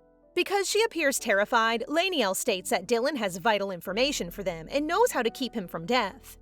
Hearing this, Jazelle hurriedly attempts to drag the unconscious Dylan into the shop, just in time for Sulian to witness her evil act before zipping away to inform everyone that he just witnessed the great Jazelle defeat Dylan. It's been days, but Dylan hasn't woken up, which makes Jazelle question why no one has tried to find him, despite the fact that he's the Night Order's captain. Laniel suspects that someone is keeping Dylan's absence a secret, while Jazelle believes that the lovers, Dylan and Viviana, had a disagreement, which causes Laniel to crack up and hope that is the case. Oh, so the two aren't lovers? Sulian then arrives and shares that after testing the blood sample he took from Dylan, he found traces of toxins that Dylan is taking regularly. Isabel also mentions that Dylan's mana is a bit unstable, and while he's not in immediate danger, she's concerned that if it keeps up, he might not survive. Wayne rushes in after catching wind of the rumors and becomes quite upset with Jazelle, thinking she has teamed up with Dylan. Oh no, you didn't yell at Laniel's adorable little chick! Laniel gets really upset, which leaves the old guy a bit puzzled. So it looks like it's time for Laniel to give him some lessons. Meanwhile, Sulian has decided to head out to conduct more tests. Jazelle feels uneasy about everyone leaving, but what are the chances Dylan wakes up right now? Right? She turns to him, and I almost get a heart attack because he really did wake up and is staring at her. Dylan is about to ask Jazelle something when he suddenly feels a sharp pain and starts sweating coldly. Isabel immediately suspects that Dylan's body is rejecting his mana, probably due to the toxins contaminating his blood. Jazelle reluctantly decides to give him water, but since he's tied up, she awkwardly tries to make him drink while keeping a safe distance from him. He thinks it's poisoned and can't believe it isn't, making him question whether he has completely overlooked the truth all along. Jazelle is confused when Dylan says he can see the magic surrounding them, because all this time she thought his ability was something deeper, like seeing the true nature of a person's soul. She is basically today years old when she learns that his eyes can actually detect magic, which finally explains why he never realized she isn't the real Jazelle. She insists on knowing his statement about Laniel's impending death, but Dylan wants to know first what the truth is, which she claims he does not know. She believes he won't take her seriously, but she lays it all out. Viviana is pure evil. Dylan's lack of reaction indicates that he's been suspecting Viviana too, so Jazelle goes on to state that Viviana recently showed up in Vanhill, attacking people while pretending to be some kind of hero saving the world. Jazelle also states that she believes Viviana is the one responsible for poisoning the people in Lunetti, and mentions how Laniel attempted to distribute antidotes, only for dark mages to be unfairly blamed for the whole thing. She isn't claiming that dark mages are inherently good. Rather, she argues that light mages aren't always symbols of justice either. They can merely enforce order. For example, Dylan capturing the human traffickers who kidnapped her rather than rewarding them is actually something she admires. In the end, her real point is simple. Viviana and Verifin are evil, period. It's time for Dylan to provide her answers. But just then he starts coughing, so she gets another cup of water ready for him. That's when Lenal shows up to wrap his arms around her from behind. Dylan is curious about the relationship between the two, and Jazelle proudly responds that they are clearly in love. We love a bold queen. Dylan looks totally confused, which only annoys Jazelle more as she snaps, "Did I stutter?" Meanwhile, Lenal looks completely pleased with the situation. He's clearly enjoying her attitude.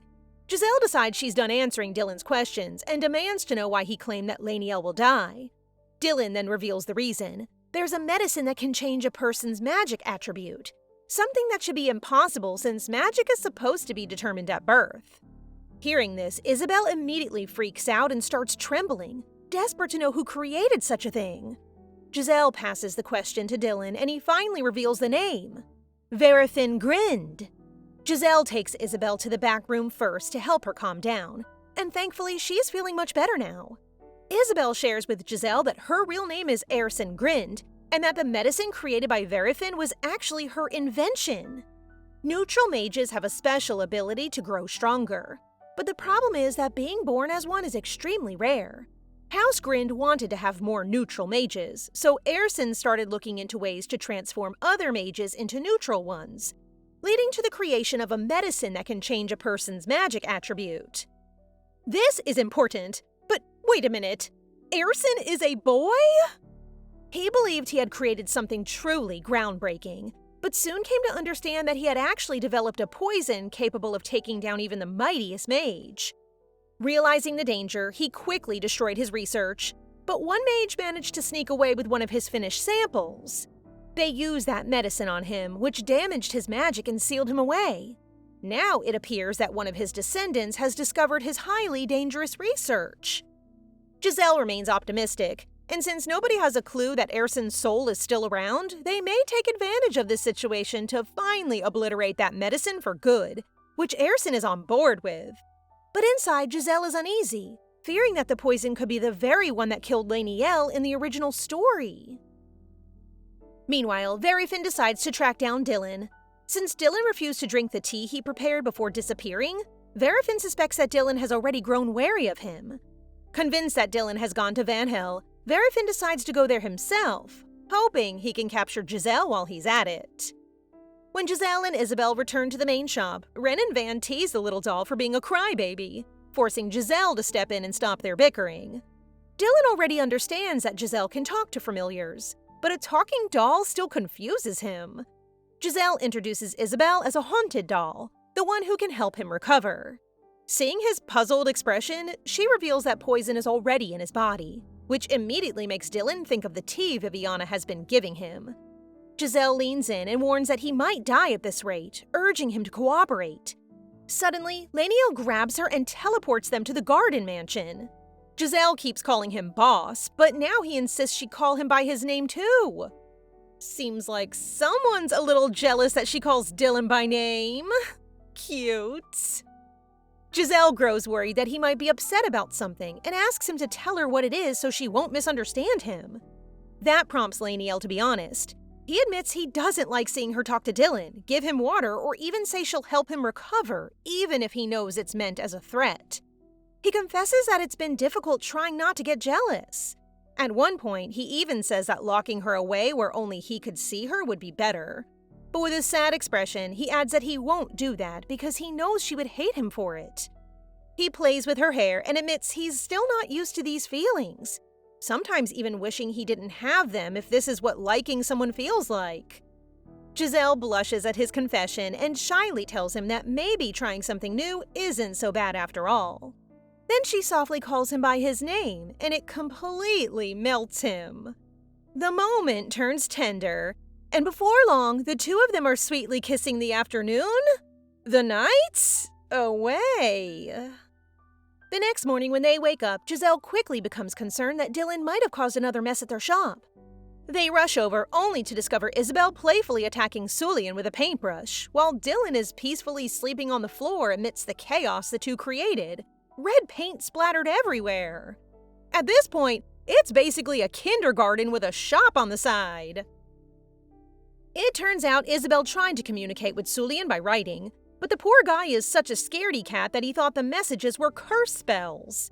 And as for how Dylan managed to sleep through all the chaos, Sulian had given him sleeping pills. Gilbert then arrives and lets Laniel know that everything is ready, which makes Jazelle curious if they are preparing for war, but it seems that's not the case. They're spreading rumors that the Audrian Night Order has been poisoned by dark mages.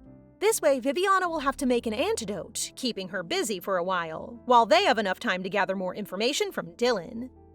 Outside Vanhill's gate, but still within the magic barrier, the guards notice someone approaching. Since the magic tool doesn't react, they realize the hooded figure isn't a light mage. When they check the criminal record, it turns out to be Verifin's old wanted poster from when he was younger. Verifin uses some kind of hypnosis magic, causing the guards to stop questioning him and simply let him pass through the gate. When they snap out of it, they don't even remember seeing him. Oh no, that's definitely bad news. When Jazelle stops by Windria's shop, Mom warns her that although she can block magic, she'd be in serious danger if Dylan attacked with a weapon or his fists. That's why she suggests using Laniel as a shield if things get risky. Windria also warns that people might be keeping an eye on her and urges her to be especially careful. Jazelle is on her way back to the shop when she suddenly pauses, sensing something ominous. Isabel notices a spider on the ground and Jazelle quickly stomps on it. For a moment, the alley almost feels like it's calling out to her, but she ignores it. Then she realizes the spider she just killed looks exactly like the poisonous one from before, so she rushes back to the shop. While Verifin, who had been waiting in the alley, quietly leaves.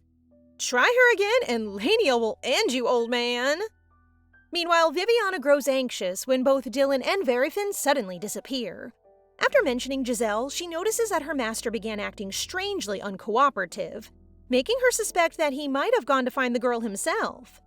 Determined not to fall behind, Viviana decides she must find Jazelle first, because if she can get her hands on a neutral mage, she's certain she'll become a great mage. But to achieve that, she'll have to eliminate the one protecting Jazelle first. Laniel. Seriously, can this couple catch a break? Isabel and Sulian are finally working together while Gilbert finishes searching around the shop but finds no sign of any poisonous spiders. He decides to check the rest of the village just to be safe. Feeling guilty for making such a big deal out of the spider she saw, Jazelle tells Laniel that there's no need to search everywhere. However, Laniel reminds her that the poisonous spider they encountered before was sent by Verifin. Laniel scares her by saying she might end up seeing another corpse, which immediately sends chills down her spine and makes her wonder how someone who supposedly can't use magic anymore is still able to control corpses and spiders. Isabel then explains that he once researched a type of magic that can influence the human mind. Dark magic can do something similar, but it usually drives the victim insane, while Isabel's research suggests that light magic can manipulate the mind without destroying it. After waking up, Dylan still refuses to believe that Viviana can absorb magic power. Laniel then reveals the truth. Viviana didn't just shatter his magic vessel, she also tried to absorb the dark magic that escaped from him and floated in the air. Since so many years have passed, Laniel assumes that Viviana has already figured out how to absorb magic power, which is why she's relentlessly searching for him. Knowing that Laniel will only become stronger over time, she's probably planning to either kill him or steal his magic. The thought makes Jazelle anxious, urging him to find a way to fight back. Dylan remembers the moment Jazelle desperately asked him for poison and assumes she believes death is her only escape. Since Jazelle can't reveal that she can actually drink poison, she lets him think whatever he wants. Dylan continues, saying that if light mages are meant to bring order like she said, then that order should also be able to protect her.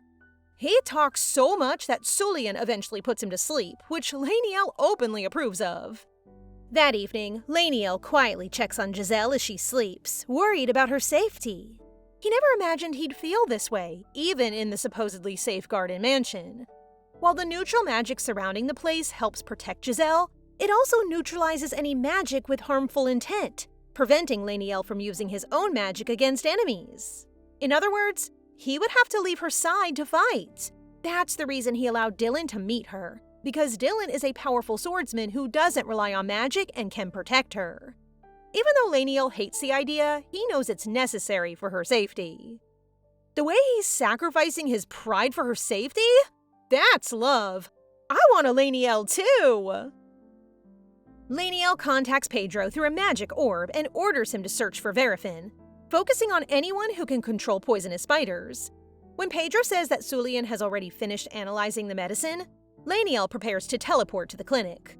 Isabel suddenly shows up and insists on going with him, saying the medicine could also be dangerous for Jazelle. Lenal doesn't trust him, but Isabel, using Van as his voice, reveals that his neutral magic disappeared after drinking the medicine. If their enemies discover Jazelle's ability, they might try to steal it too. In the end, Lenal lets Isabel come along.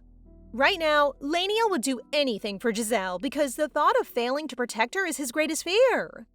Lenal is in full protective boyfriend mode right now. They're having breakfast and chatting casually when Lenal mentions that Jazelle has taught him several new emotions. Jazelle teasingly asks if one of them is affection, but he gloomily replies that the feelings are actually terror, fear, anxiety, and worry. Her eyes widen in surprise, saying those definitely aren't the emotions she wanted him to feel. I guess that's the quiet way of loving someone. Jazelle then notices that Lenal is already drinking wine this early in the morning and nags him to eat something first. He simply looks at her and admits how much he enjoys spending time with her. Smiling warmly, Jazelle says she feels the same and reassures him that she isn't going anywhere. Later, Jazelle visits Windria's shop and asks if she knows whether Lenal likes drinking. Unfortunately, Windria doesn't know Lenal well enough to answer, but she does know someone who might. Grandma Emily, the mother of all Isabels. And that's it for today, guys. What did you think? As always, don't forget to like the video and comment for the next part so we know you want more. Remember to subscribe and turn on notifications for updates. See you in the next one!